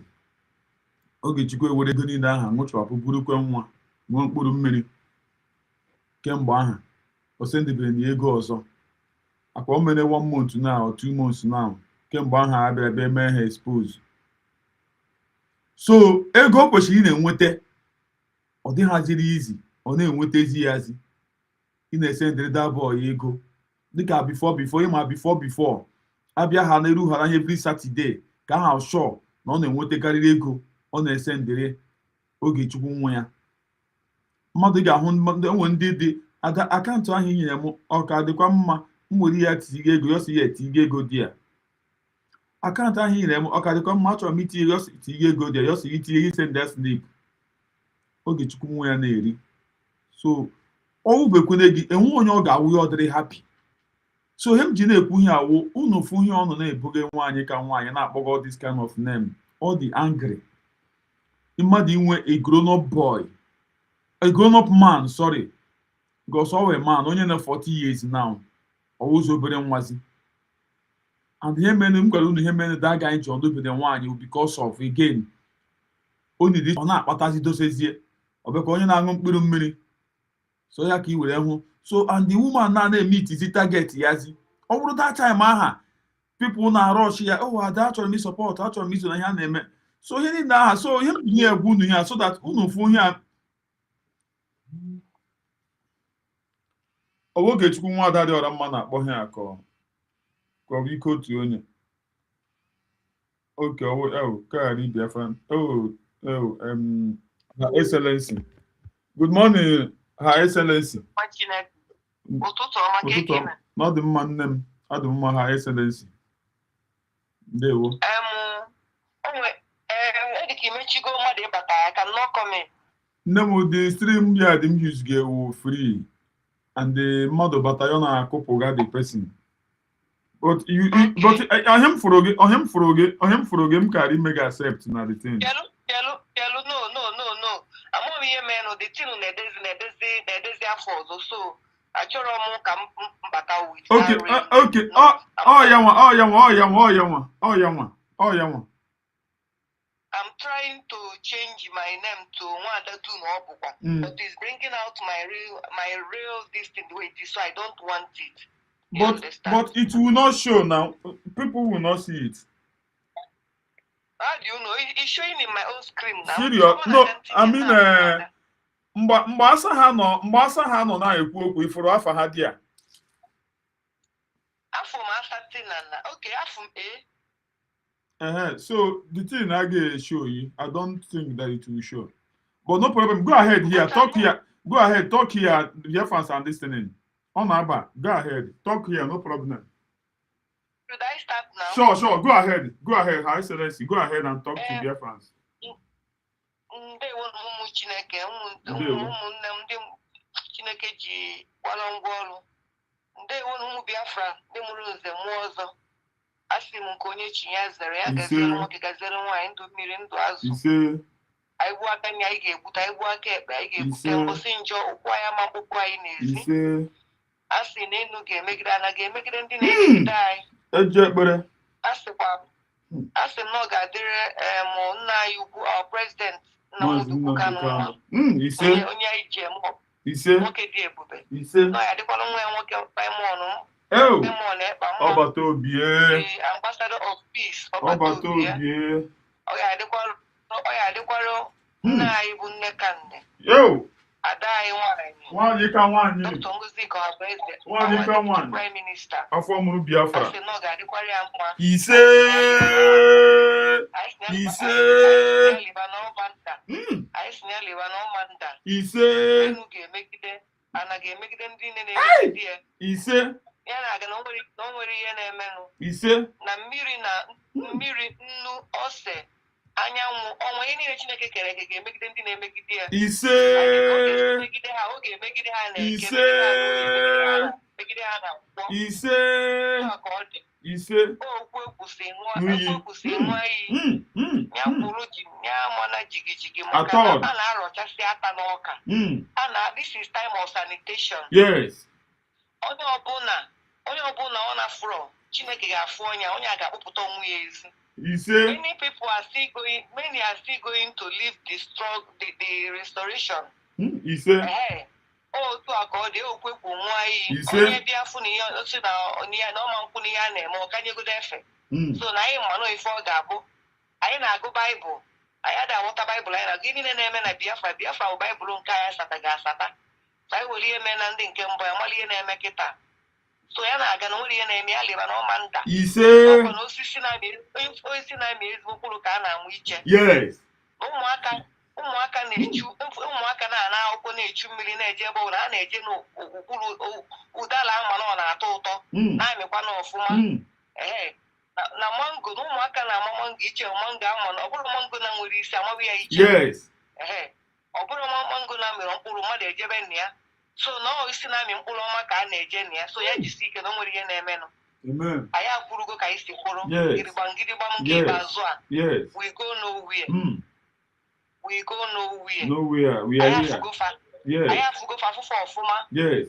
Onye na-ekwu okwu gọvanọ steeti of Ikemba na-ekwu. High Excellency. So Nwachukwu.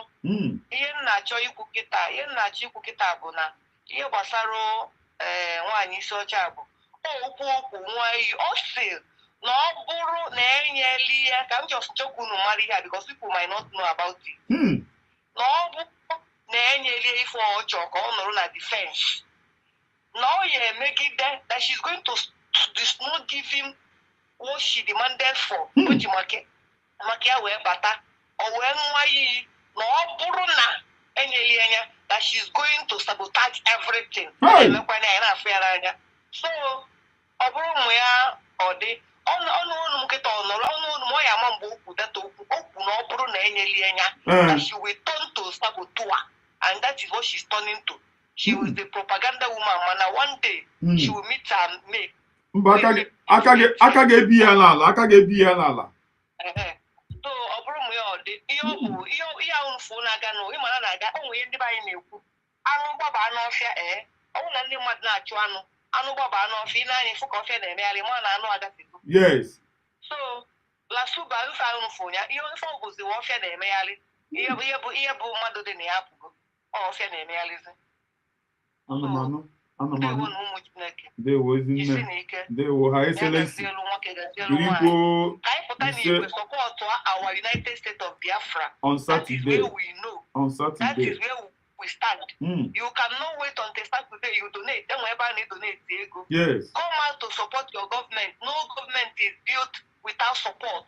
Even if we go ego can make donation. We cannot continue without fund. Come and fund your United States of Biafra government. Ebe a ka ife niile na-eme. Ebe a last bus stop. Yes. All the documents anyị ji anyị nwere ebu anyị nwere mpụ anyị zuru ezu. Yes. Ndewo na ụmụ Chineke. Ndewo ezinne. Ndewo High Excellency. Ndewo. God bless you ma. God bless you High Excellency. God bless you. God bless you. Ụmụnne m unu anụ na anị ya anụ so unu nụ ihe ọ na-ekwu mana anụ na ọwa okwu aṅụrị ekwuru m iyi but enweghị editin onye ọbụla nwere sensi ga-ama na nwaanyị editin wụ anga anapụrụ ya ọnụ n'ara anapụrụ ya ọnụ n'ara. So and nwa ya nwoke nwa ọmụrụ n'ụlọ so ka i wee fụ nwa ọmụrụ n'ụlọ kemgbe aha the boy ọ dịghị izi andọ ya nwa na-eweta ego na-enye the boy the boy so ọwụbekwune gị abịakwa bịa chụpụ ya Maazị na-eyi adị ị nọ na-akpọbụ m mgbari Biafran TV nọ na-ekwu okwu so mechefu kpọghachịba m sị ka m kpọghachi gị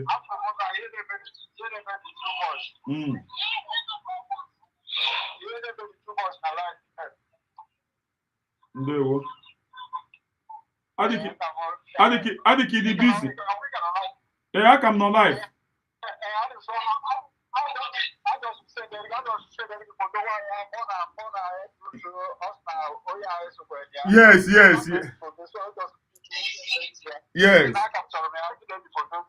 yes afro me no problem thank you so ọ ka unu wee mana ka ọ na-akọrọ bishi na-aga nwaanyị ka nwaanyị gị nwe mmeri Ezinne Mommy Lion everywhere. There is one of my sister called me, called this program, Samada. Maybe the one you watch na befa. Oh, you be the other movie na beha before. Na fula ne abatago kwa befa. I'm not before. You share them when you're sharing your criminal. Now your so-called 40 state. Something that they everywhere, other places. If you don't go there, how many do you stop with your criminals you recruit? Can you come and tell us? Stop with this body movement. Stop with this. You can deceive whoever you deceive. Do you know why you know you people? You people come in social media doing Twitter. All the can want to go back from Twitter. All the same thing.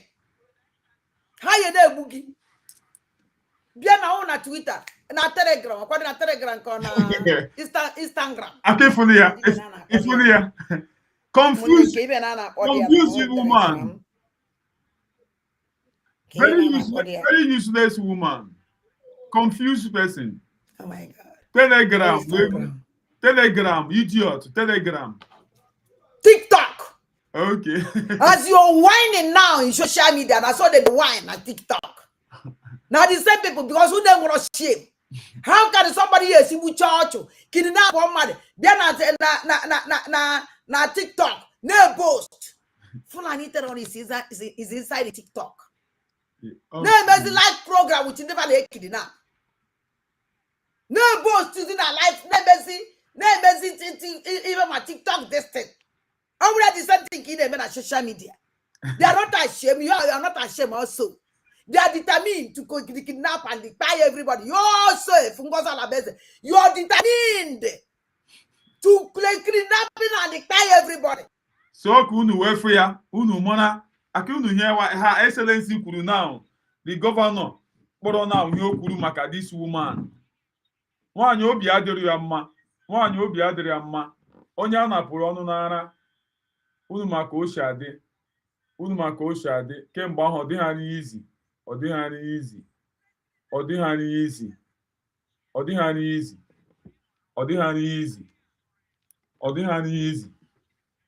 Onye nwere nwa unu hụrụ mbastad ọ mụrụ the boy ọ na-achọ ka ọ kara nwanne ya nwoke and o megidere n'owe enweghị ọ ya emenwuzi so ọ ka unu wee fụ so enweghị the woman megide na his social media mara nụ na ọwụ jos anga Ogechukwu ụnọ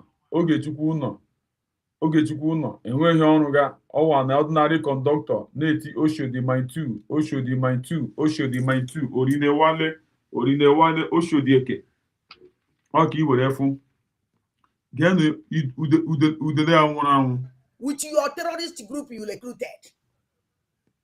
Every time you come in social media whining.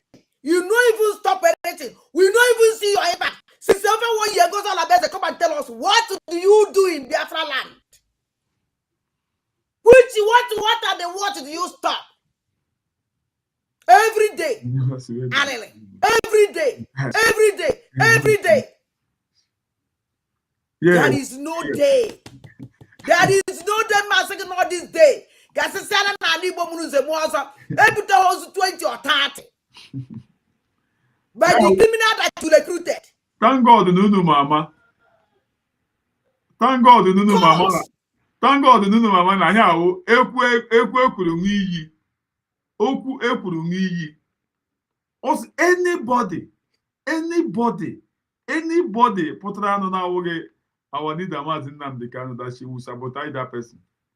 So ọ ka unu wee enwere ndị na-amaghị, believe me, enwere ndị na-amaghị Christ, enwere ndị na-amaghị na ihe abụ okwu ekwuru n'iyi that na also that she must solely sabotage the person ọbụla ọwụ, but ndị mmadụ amaghị, ha na-efe na mebi n'ọhịa. So ọwa awareness ka anyị na-ekene na-akwụkwọ ndị mmadụ sị nekwe ihe nwaanyị akwụgaghị ya, ihe abụ okwu ekwuru n'iyi, o kwuru ya ekwu akwe na anụ tikwere mgbe abịaba anapụ ya ọnụ oge chukwu nwa ya ofu nwa ọmụrụ first before ya ọ gawa ọnọdụ ije, then ọ na-achọ ka ọ kara nwanne ya nwoke the boy emenu m ala fọwe ya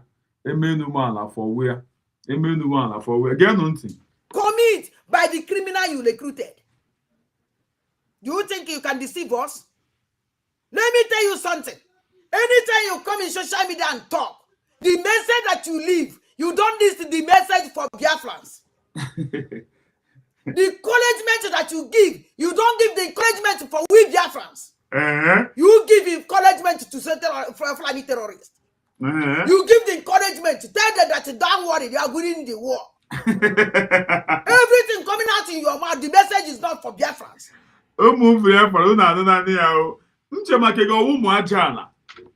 Nchemo yo o no ko ụmụ aja ala. Ọwụzi Biafrans na nchemo is no ụmụ aja ala. Ka gị na ha ko emega ihe. Ọwụzi ụmụ Biafrans, ọwụzi ụmụ aja ala, ụmụ ndị Igbo. But obi eze so ụmụ aja ala. Ya bi ka edo ụmụ aja ala. Ka ede ndị okpu, ka ede ndị egede na ndị mbụ. You know who you send the message to, and the people that you send the message watch you. Ngoza Rabeze. How many people know you in Biafra land? Nobody. Thousands. How many people talk about you in Biafra land? Thousands Nobody. of people. Thousands. Who are you working for? She's working for. Who are you talking to?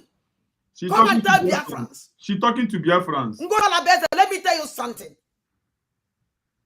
You can deceive yourself, but you can never deceive Biafrans. Every time you come here and shout and leave message for your people that you recruit to wipe out. We know who you are talking to.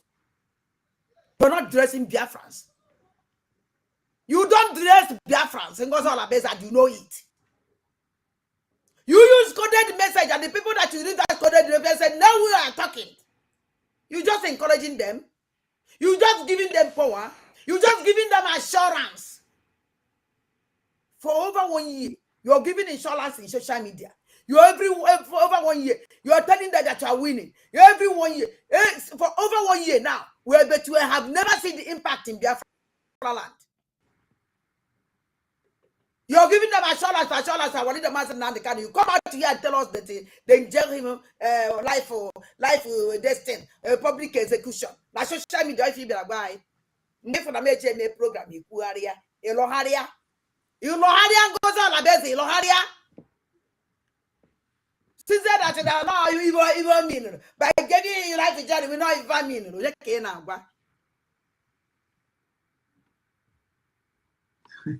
you promise in the but that you would their end. But let me tell you something. You can never be Igbo's end. Never. So end your way, not indeed. If not, you lose the more songs on a best. If I couldn't change your phone, who nobody can control, not nobody give anything on a pay for any bonus and more of bring them billions. Frustrated woman, you will lose the any bonus and more.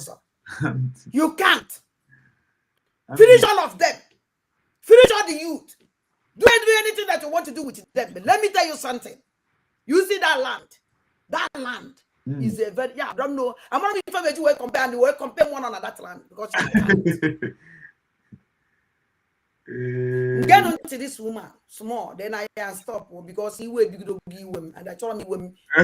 Different cells across Nigeria by Tinubu, Christopher Musa, and the legitimized Southeast governor. When you are coming out to show giving the is DSS, when you call your security, you put innocent Biafras inside your security. People who believe in you think that you think in the mouth, think in always.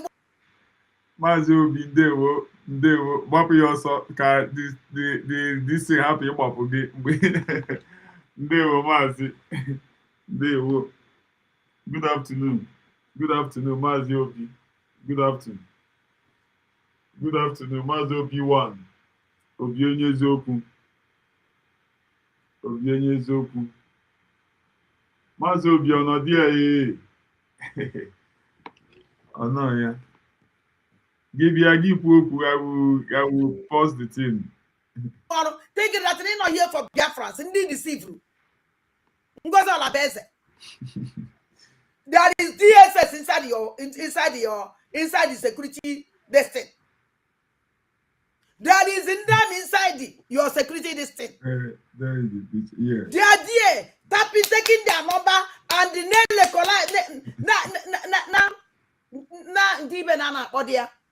oh my God, now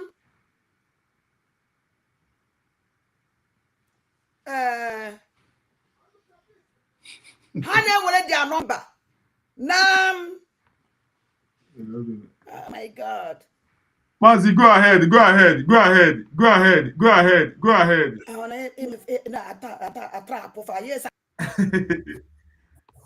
Mazi. Go ahead. Ndewo. Life for you, so I can be cancel no because of when I go to na card until you go here today. Map hanya dia how many kick call to the thing. So I'm a card dia mama. So cancel no. Oh, kwali onye okwe bata. Oh, kwali onye ndi bata no be like this. Asa ha batara bet ogbapụkwara ha. But go ahead. Don't want to happen. But Dalono, everybody that is listening. And then the buying. I think what I understood never this woman is that there's nothing that you actually can ever do to satisfy Adadio Rama. There's nothing. It's a metegodi in Kedema. She will not agree. Just like what you said. I even had that. No bro Simon ever. Na onye ọbụla bịa dị involved na this thing. And lawyer sabotage. Ozo Honezo gwa gị what she's doing now. So amara m why sometimes people na-ege ada or na-ebe because ịma na ọ block m na ife na. So but normally I just pass through. Mbịa nene comment. Na-afụkwa na ụfọdụ ndị na-asịkwa ride on.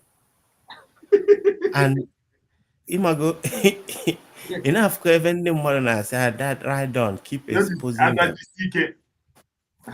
Yeah, that you see enough was a case of one by because also on is to tell you what she will do. Out for yes. What she's out for. We are saying I will sabotage it. I will 100% sabo. 100%. Yeah.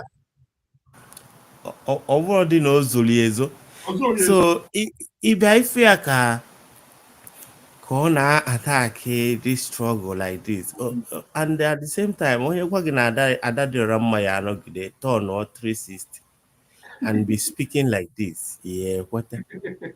Oh, what? There's the only thing that is constant in life is change. If you know how she's speaking now, he also well built according to Mazi Ugo 247 no na S. Ugo 247 no na S na-emege ki ya. Ya ọsọ ka onye ka unu fuga. Ugo 247 no S na-emege ki ya. A useless man. all those ones so have to go. Those ones are there. That man. No, I don't really listen to them. But I'm a holding konye divisible. You know, konye divisible that na asigodi self na ndị a suppose ị na-ayagodi go 247 ha na ndị otu at least ndị amaghị ebe ha kwụ. But onye nke anụnwa all is so obvious like on a committed whatever she's committing with impunity with disrespect. Otohema. And can you imagine what it could have been that how it could have looked that Naibia Independence Day it showed some military personnel from the 40 states. I think that all is so frustrated now that Dr. Ngozi did not give them a physical evidence that they will use to start petitioning her. Because this whole thing on a push here, tell me what you quench, tell me what you quench. And on her chok and Ngozi na-egosi ya ebe ndị amị egburu na ebe eji gbatụsịa ihe na ka a sị na Biafran soja bụ ihe merie ka onye ọhụrụ wetuwe or forget is there to look inward that enwere other development enwere apparatus that you need to put in place for a country to work. Enwere other little things you suppose itinye ncha n'ofe ka o wee yie ife ka ofe wee wuru ofe ọra ma ofe onugbu. Enwere ụmụ ihe a na-etinyegasị. Without those things it will not make sense. But on our concentrate, everybody are so easy to castigate. Everybody are so easy to be able to find something. Okay, you use program up to you know kwangwa no na-ebuchacha na ndị o recruit na-eme. Mana o chegoche che ụtụtụ gaa ifife gaa nweghị ọfụ na-eme. Ọ na-ewutezie so frustrated, like so saddened. A very, very sad woman, indeed. Like, Ada Diorama is a very, very sick woman. Or the very sick to the extent that now, a mama diagnosed go by her name this woman, and she doesn't know.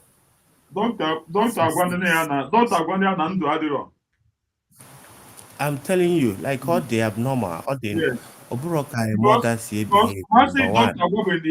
Because Marcel Dr. Baby reporter said that they are searching for her by physique, by every spiritual, by physique. So, Okuria. Also, Nana, Shuhari, yes, Mama, she and then what can they say not to hear? Whatever you believe in affects you. So, all believe in all those things. That's why. In Funa na o se onye n'ọbụla na-eche imegide Ngozi Orabaeze and Biafra Chukwu na megide Chukwu na-emegide gị to the extent o nwere confession n'ihu prophet si ya n'iburu ya amụma na ọ ya awụ a great woman na ụdị mess ọ nọ ya n'ofu ọnụ a ka ihe niile achị afta ọ commit or confess or commit or confess the same person like I feel very more than mother here. And the funniest thing on this is the face OG and the seriousness na glasses here and in short here OG nọrọ na-atụ m aka na-ekwu ka o nwere ọ na-atụ aka ka ndị alakụba anụnwa ha na-enye warning ndị ha ya bọmbụ kabum ọ na-atụmaka isi okocha ka awọ ọ na-ekwu ihe dị serious ma ọ na-agwa Ngozi Orabaeze okwu ifu ka o si eko I tell you you dare not was majan. Enough is enough. You know, you are in chemo. Often, you know, emotion and my channel, each other not serious. Each man, no cocoa. Empty waterproof. When you onwe yoma chọrọ ebe Adanama is so comfortable. That place I cannot making noise. According to Simon Ekpa said that now without gathering all these documents, we are just making noise. These kind of people, they're very, very comfortable with making noise. But now one thing they don't understand is that now Nnamdi Kanu ended up awakening every energy inside us. A natural state of energy is that you cannot be stagnant. Energy moves, it keeps operating, it keeps evolving, it cannot stop. And that is exactly what is going on here. When they expected us to be stagnant in the DOS, not knowing that ị na-akwakọ ije pịa ije deceive onye oshi na ndị police or na security apparatus na-ejidenwu ndị oshi is because they are trained to be ndị oshi too, but in a legal way. You have to think like a criminal to be able to catch the criminal. You understand? So if that now Nnamdi Kanu understood exactly how to dismantle Nigeria. And there so many people that tried and they did, because the structure that they built for you to put you doesn't just only end in the marginalization. It involves both your mental status, how you think as a Nigerian, the hunger make it that now you cannot think straight. The way that you react to even when you hear that now your senators are eating your money in Nigeria, you do nothing. When you hear that now flight ticket to the southeast is 400, from abroad. Yeah, for the Christmas from Lagos to here, you don't say anything. When you hear some certain things that these people are threatening you, they will come and slaughter you on 25th December, what do? You do nothing. If na only bagoni me, the structure that people don't understand the bondage in the bar, I know. And everybody in Nigeria, because if Nigeria could have been a workable country, by now, citizens wouldn't have allowed all these shenanigans that is happening in the government of Nigeria to continue. But because why? Everybody's mindset from the beginning to the end with the system they oppose on you. Ndị nke okweghị na Nigeria agbafuo gbajesi every other country jee dia na-emebe ọfụma na-anatazi only 1 month obi okene ndị bịa ndị nke ji more money buru kpọpụkwuo the remaining ones before onye na-agara afie tosizie compound. Enwere ndị rụrụ ụlọ long time na village ahụ bụ everyday a na-eficha every Christmas efichacha aka ma ha ya anata onwe ya anata anọgidezi enọgide ebunata onye nwanne ozu a na-akọ. So these are now if Nnamdi Kanu knew exactly how to deal with these people, and what did he do? He decided to distribute power to everybody individually by awakening the spirit, the energy inside you, teaching you who you are. DOS people did not understand this. DOS people did not understand that power does not lie for one person only. Each and every one of us possesses that. And the people that understood the message of Nnamdi Kanu moved on, while the ones that still have that mentality decided to be underground.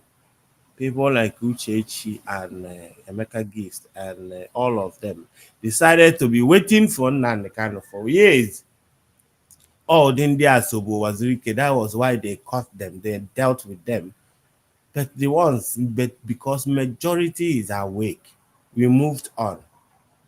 The same way Simon Ekpa, when Simon having their own, you can still see those kind of people from DOS are there still waiting, not recognizing that now we have to be moving on.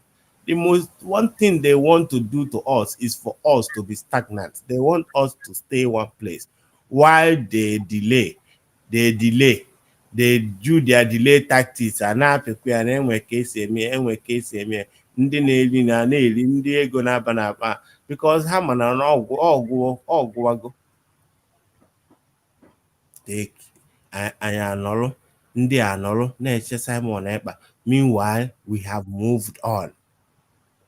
Whether may not the resemblance of what history that has happened and is about want to repeat itself again. And people like this woman who sit here and be talking rubbish without knowing anything.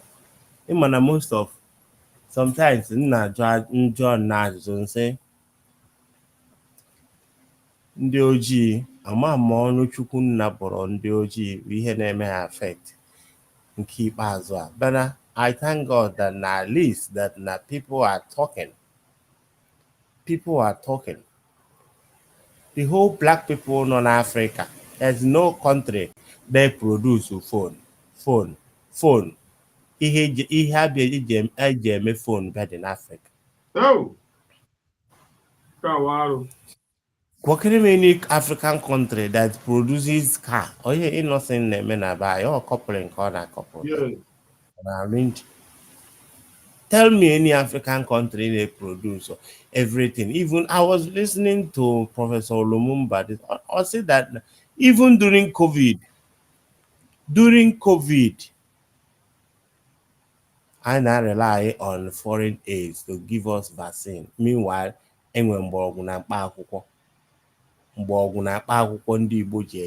back in the days, I suppose Abanubi, Sieli Eden on Bancha. There are so many things in Chong them and all those kind of Abani Diego.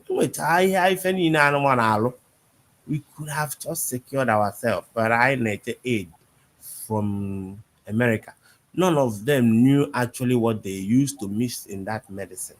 So if not, it's so easy to actually depopulate Africa from their side because they want to. The moment that people that are supposed to be speaking are not speaking, the more they are enriching themselves because they are so greedy.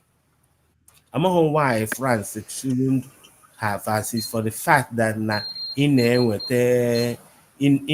mineral resources in Africa. Those countries in those things happen that you cannot try and give them stable electricity.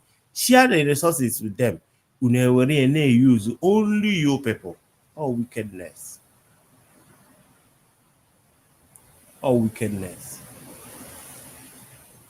And most of our people don't even understand. But I just thank God that at least the healing is certain now.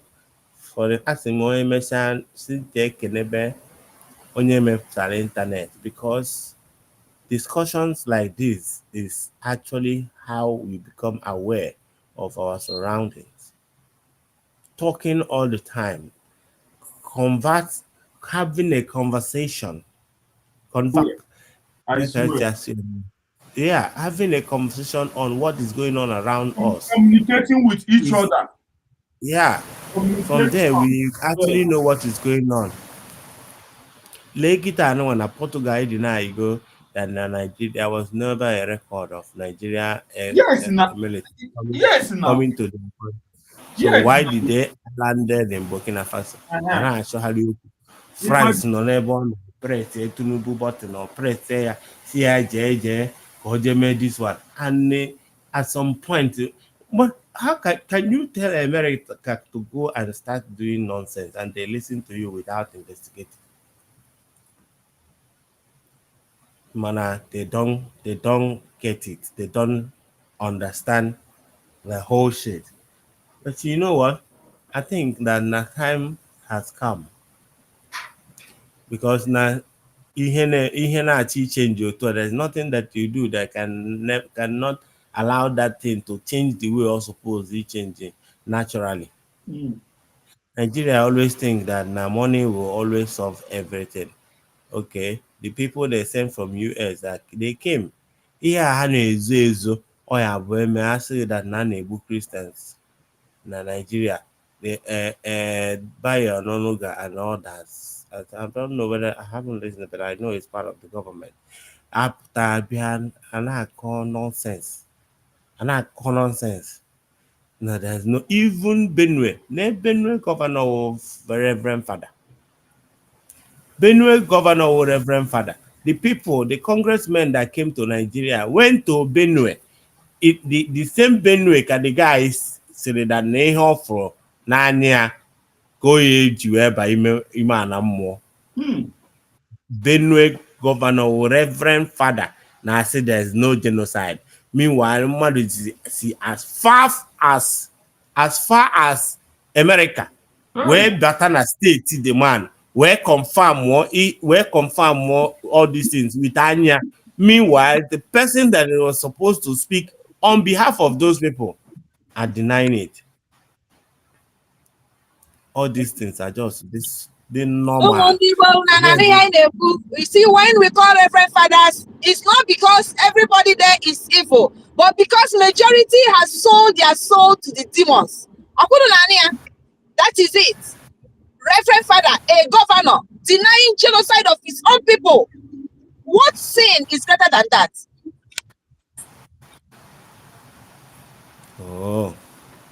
Onye suppose ị na-ekwu on behalf of ndị be ha for wepụgodi religion outside the whole thing, but on the boon ka ha na-egbu ọchịcha. You cannot remove my dear brother. You cannot, in his own case, religion must be there because people go to confess to him that they sin, and he say he pardoned them. I mean, what are we talking here? And we can see after things like for humanity's sake, let's assume no Reverend Father. Is he not what he is supposed to do, to speak on behalf of his people? Not to talk of that he was ordained to speak on behalf of Christians, to preach the word of God. And he is that guy that is at the forefront saying there is no Christian genocide. Meanwhile, only see America when they come, he call there Joka. Only call there or attend the church service for a long time, or go no Christian call. Flew all the way from that place to Benue State. Si na ihe anya fụrụ ọnụ ya apụghị. Maazị Obi, just 1 minute no ka Maazị contribute na the okwu anyị nọ na-ekwu. Ndewo. Okay. Maazị, go ahead. Maazị Kevin, go ahead. But continue. You continue. I'm gonna understand. Maazị Obi onye ka anyị. Go ahead.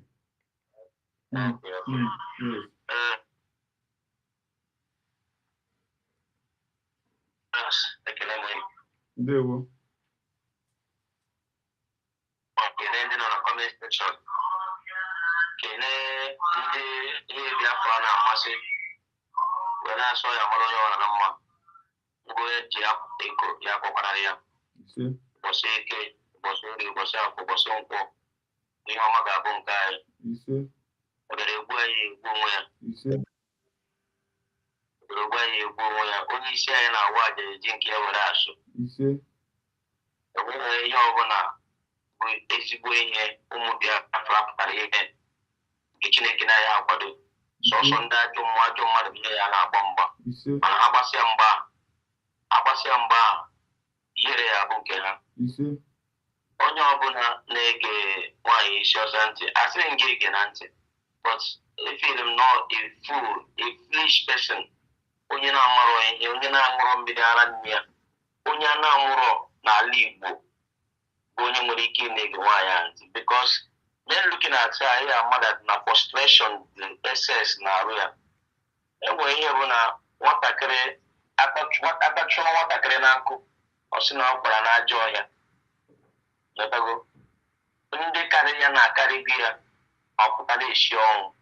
And ị gaghị eblame ya because enweghị onye a ga-anapụ ihe na-atọ ya ụtọ.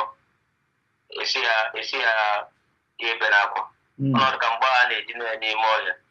Oge onye a nọ ya n'elu, onye ọrụ pere ego gasị dị boy ya rituo bụ nsogbu ka ọ na-achọ because isi nwere ike ịgbaka ya ma ọ bụrụ na ọ ka debe. So ihe niile a bụ obi ọjọọ ma ihe mere na village ọgbapụkwa France again onye lụkwa ya ebe a mekwe nke gbapere ọsọ kọmbaya kwatu na ọbịa ka o soro zọ Biafra ọ na-adịrị ọsọ ihe ọ bịara ime ihe niile a na-atọ n'upside down bịa adụkwa onye buru ya amụma ụgha si ya na ọ ga-anọ n'enyi because ebumnobi ya niile bụ amụma ahụ eburu ya nwa ga-abụ Ngozi Orabaeze ya nwa ga-abụ vice president ya nwa ga-abụ president ya nwa ga-abụ defense minister ya nwa ga-abụ everything. So onye aka obi ya na-agwa ya oge a na-eburu ya amụma ụgha and bi na onye dị stupid na-enweghị uche ihe na-eburu ya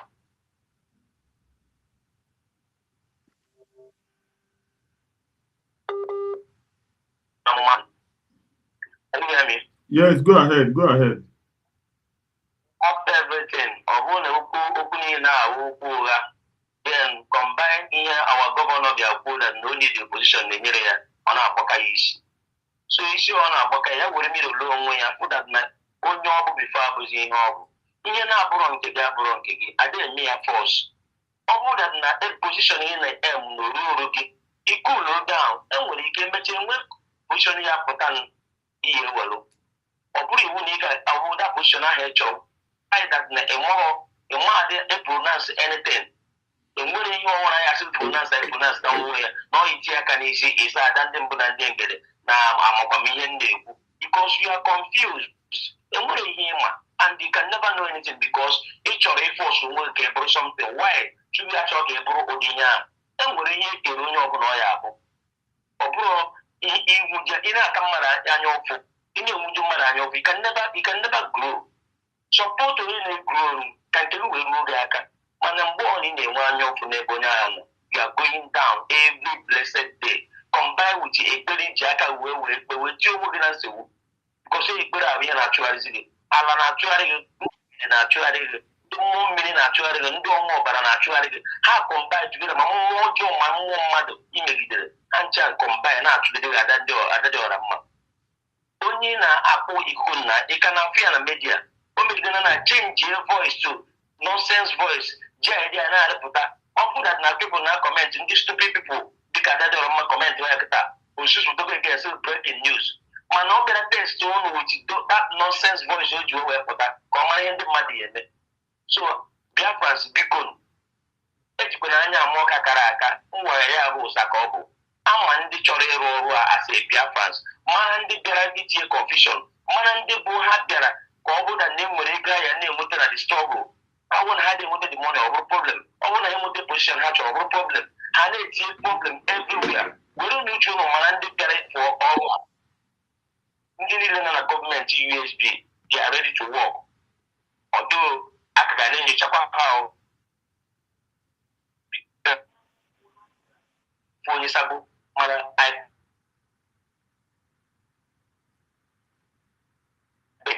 mgbe mmadụ 11 continue na-abịa ya otu ọrụ na that gọọmenti ọ ya echegharị by force. So Biafrans biko onye ọrụ na-ege nwaanyị a ntị a na-apụ asị a foolish person ka ọ karịgoro otu a my brother. Ndewo Maazị, thank you so much. Maazị Obi, thank you for the time and thank you for the understanding. You can go ahead and talk to Biafrans.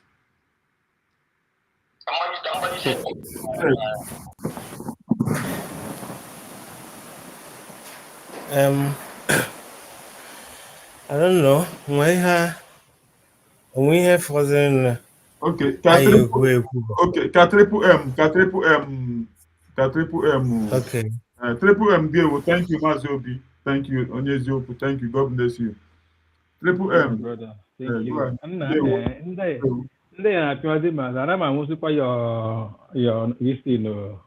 Your notification.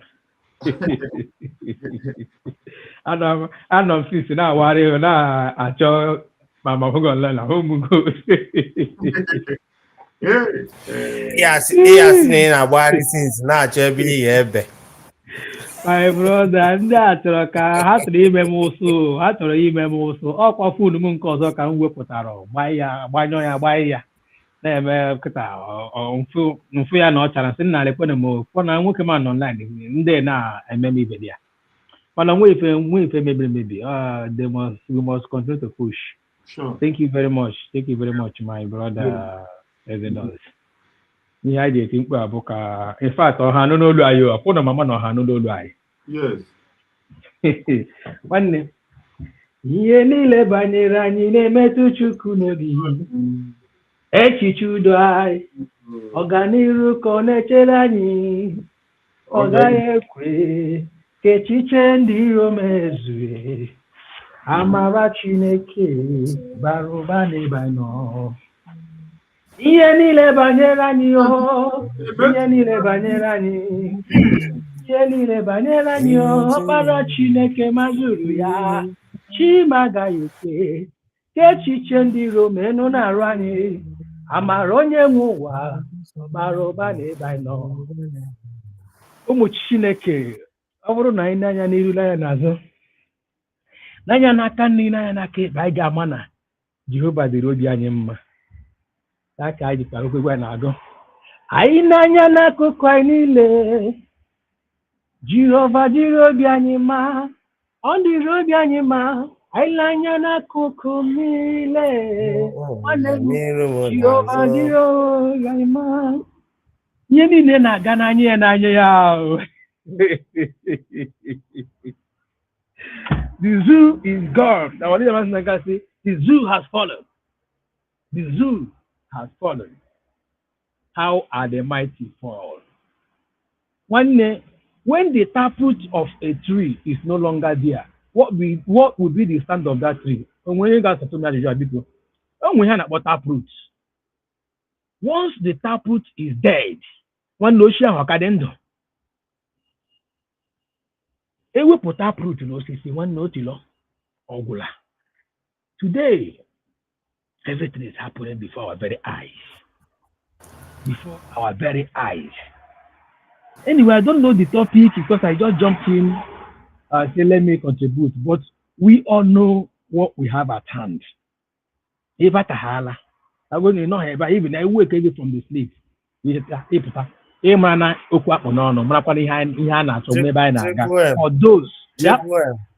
The top part of the topic, Adadarama told us physically and spiritually that Obona Simon by Wetero Biafra. Nobody will. No Obona Tielu no joy with the Biafra that she will become a saboteur. I am aware of that one. I am aware. Equally, me I'm here before. I am aware. Then she also went on to say, where she Finland the matter. Or see yes, Oketaka, Oga, if you don't know the way, but Anna Okumero and Donya Kone. Anyway, Mado, Ima, Asigi, Nganga Bruzo Nenowa, or the da Bihanesia. Nganga Bruzo, or the Danesia. 1 year, I don't kind of cook. Mmadụ boro ya amụma, eboro ya amụma na ọ ga-adị, in fact, ndị Biafra ga-erespect ya na a ga-ebuli ya elu. Nwanne, yes, na ọ ga-anọ n'elu mgbe ọ na-edemonstrate ya fọ ka aka ya nọ n'elu na ọ ga-anọ n'elu.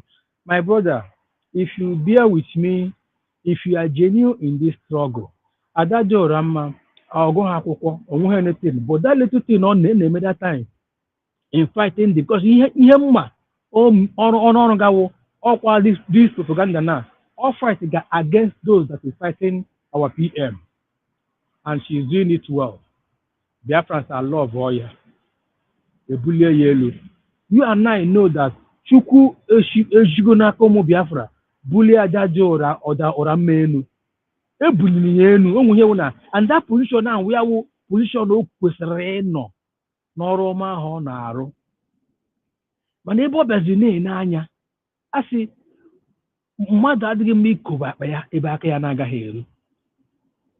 Biafrans now supported her epushuo ya bunie ya enu ihe a na-aga ya efirizie na ome na arrive ya wụ ihe a na-ekwesị gị nganga bute ụzọ ọdịda bụ ihe na-eso ya gịnị ka ọzọ tụsịrị ọ na-afụzi onwe ya na ọnya nwa tiri awa DPM n'oche ọ na-afụzi onwe ya na ọnya nwa wụ na ọfat ọnya nwa bụzi Biafra ha na-ekwukwu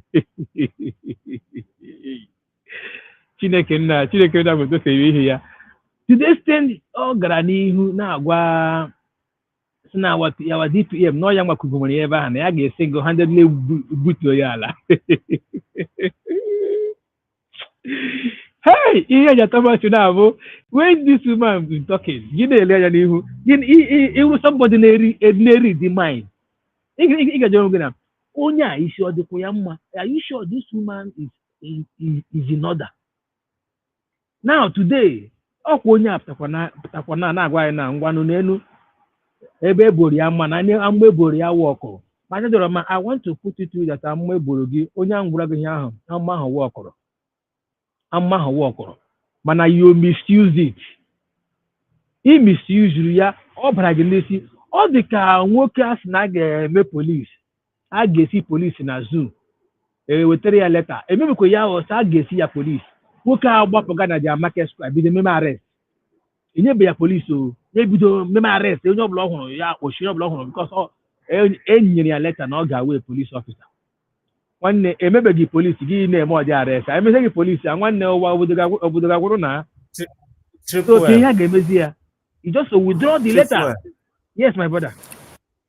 I think that now one of the things that people like Adadorama, the likes of her, doesn't understand in this struggle is that this struggle is a collective thing. Sure. A collective thing for everybody, not for one person. It's not about your own personal opinion. This is a group of people that have to merge intellectual together, intelligence together. Ọ bụrụ na ilu tọnụ gị imeluo n'ihe emelu enwe ndị karị wee malụ onwe ndị ma ihe mahụ.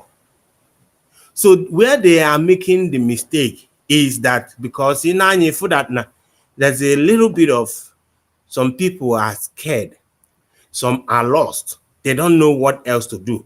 But instead of them to support the people feeling those people become everybody become a suspect to them because now if you go have before Hana chosen anything around them, it becomes like that you are not genuine. So they misplace the priority of that now. Biafra struggle is not about you. You mustn't be in the executive. You mustn't be in the field of affairs. You don't have to be there. You can be a floor member, yet you are making an impact. Back her name is placed here. I think so.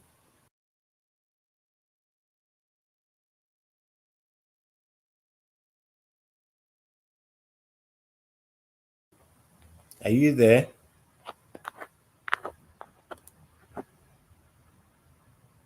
Okay, he go out. Mazi humble.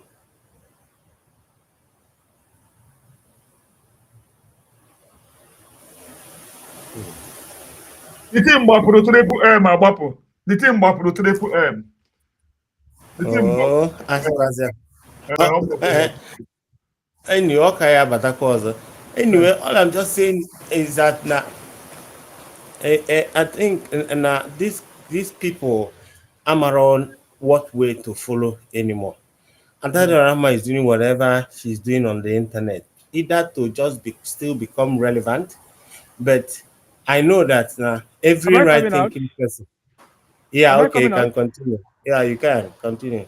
Sorry, I'm not here and there. All the stream, emotional the stream. Go ahead. All right. You know, the problem our people had is this: the issue of we have been here before you, we are the ones doing it. We have, you know how many years? They are shameless. One freedom fighter or a career. Freedom fighting is never a career. with time frame and limit. Give fight that time in with here, one day in my here, get away. Our PM told them when he was talking to all these criminal DOS, he said, you people, because our PM allowed them to do something, they were unable to. Our PM told them, we have told you people, go and relax. You don't know what it takes. You don't know how to fight freedom. Let us go and get it for you and bring. Because they see it as a career, they see it as a business. When Hala goes to where they and the Nigerian government, they are out. They brought out billions of dollars to stop it. And our people don't even think of it. When I hear our people, they say anybody that is talking about freedom that cause a problem. They mean if talking of your freedom is causing problem, have you asked yourself? Freedom.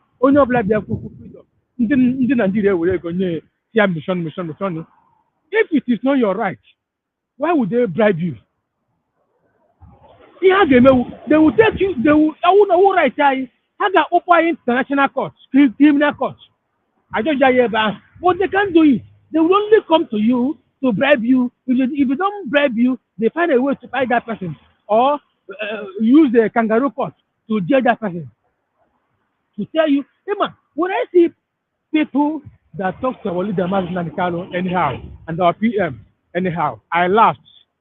Because these people you are talking to anyhow is because they have integrity. They were not compared so well. Obido ha n'aka. O nwere ebe ihe a bidoro. Jizọs tara ahụhụ n'ọtara. Ndị niile na-eso ya.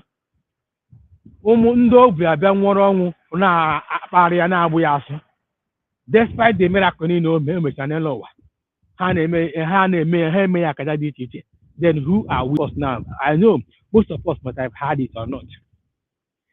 People are not asking themselves questions. Ele ihe ga-eme ka Starmer bụ Prime Minister United Kingdom pụtara na that na ha ga-return ego ndị Biafra.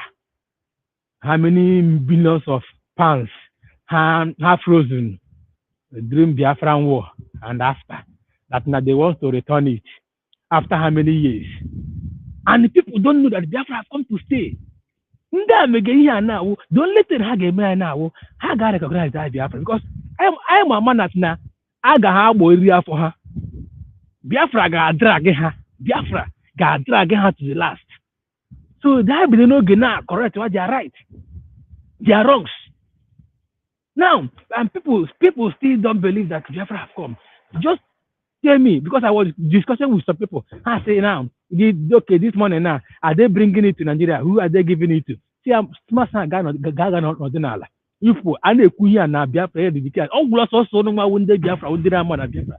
I've been already declared. When the Kuya na how Biafra. When Biafra na patabe, one government, one are declared. So they are saying this because now Biafra Biala, and they know where they are referring to. When they talk of Biafra, it is not Nigeria. They talk of Biafra, it's not Nigerian government, it is Biafran government. Which tomorrow, anything Han agreement now, I wouldn't go and Nigeria. Oh, when I the Biafran government on Nigeria, we hear the car. I won't IPOB Nigeria. I won't DOS. I won't myself. Then people don't know that our document is on our table herself. Document of the United Kingdom, USD. Now, table every government of the world. For how we join and I remember this statement. No matter how long how not from here and even. No matter how long how not about Guinea or Igbo positions. Igbo positions the whole Nigeria can have. They are referring to the Biafran government. If you don't know it now. So Biafran government cannot refer to right there. That's why they have to judge because when Finland they pronounced our leader, our PM, 6 years in prison. Yeah, go me holaya. That's na Asia Kulodan Yaju Babanka. So nwaanyị ahụzie mgbe Maazị Nnamdi Kanu nsị ya akwụrụ suwet mgbe Maazị Nnamdi Kanu pụtara ọ pụtala n'ugbu a ya si PM is not doing it right. It is only Maazị Nnamdi Kanu that have the right to give order to do anything. Isi adịghị ụlọ niile ụsa ndị iberibe onye eji eji then ndị ọzọ alakpụzi ya ka ihe ga-ewepụta onye ahụ. Are you sure you people even do research? That is the only problem they have. They don't research to know how other people fought their own. Are we the first people that fought freedom? Neither are we going to be the last.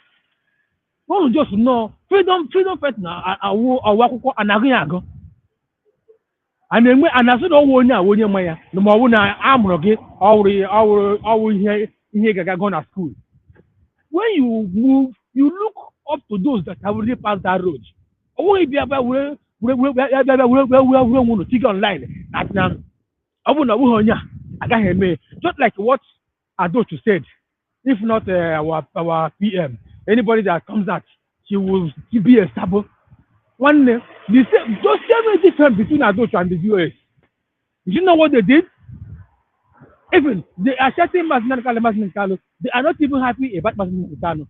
They are also fighting against Mazinani Kanu. The same way Adochu is also fighting against our PM.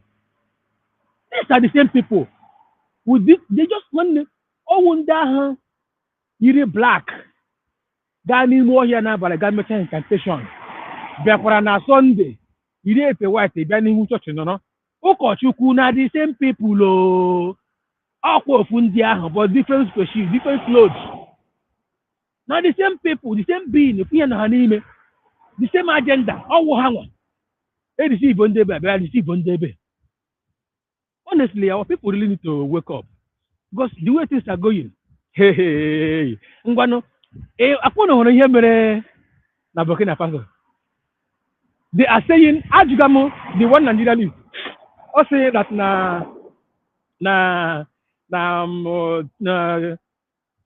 okay, Ajugamo say okay. I want to Nigeria. What is happening in Nigeria today? I want to know na Burkina Faso naka. That's no the plane na ebla tele nda haratala. Si onye kwuru. Ke yi flight ngreba hime. Na flight ha nwe fort. Ha no window shi. Ono gara ka ono ga fight against Benin Republic. Nda agbo na agba. Flight ha divert nweta onwe ya na airspace ndị Burkina Faso. Burkina Faso being enemy of Nigeria. Ha control has ono move open among dominana. Beyond ebe. Come down here. If you shift, agbalo no yaja. One day, ha gawe ebe aha gaga da. Anwụrụ ha tekom.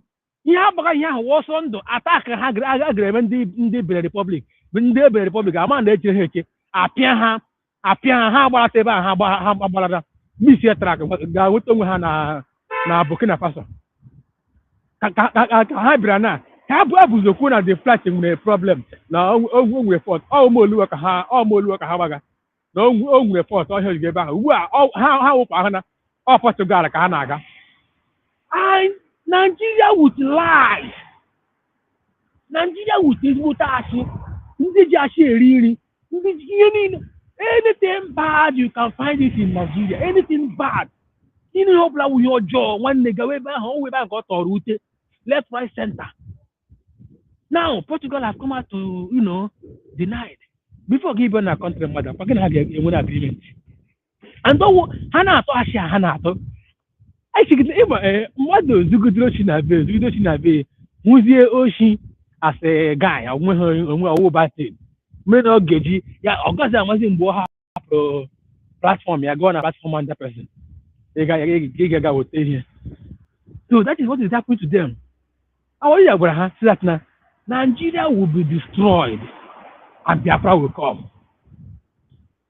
On daily basis, on daily basis, Now tell me, all these countries now, our documenting on our table, they got to both grievances and everything. Tell me what will make them not to recognize us. Haven't seen all these menace coming towards that useless contraction. Haven't seen everything. Remember, I na Burkina Faso now. Are we hearing the kind of situation? I na Burkina Faso now. No, bam.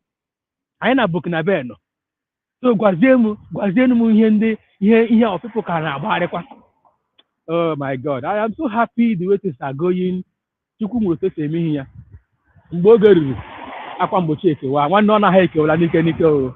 My fellow Biafrans, we must continue to push. I congratulate each and every one of us being in the building, both those in comment section. Congrats for being here. Congrats for being a Biafra. Congrats for the achievements so far. We have gone home. Biafra have come to stay. Thank you very much. I yield.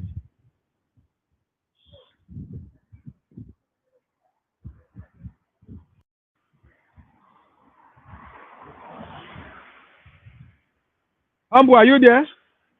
Humble. So much. Thank you so much. Umu Biafra ekene mu na asum ko bụla onye chi ya jene. I love you all. Nke emechaa nụ ka anyị fụ in the evening time. Thank you everybody.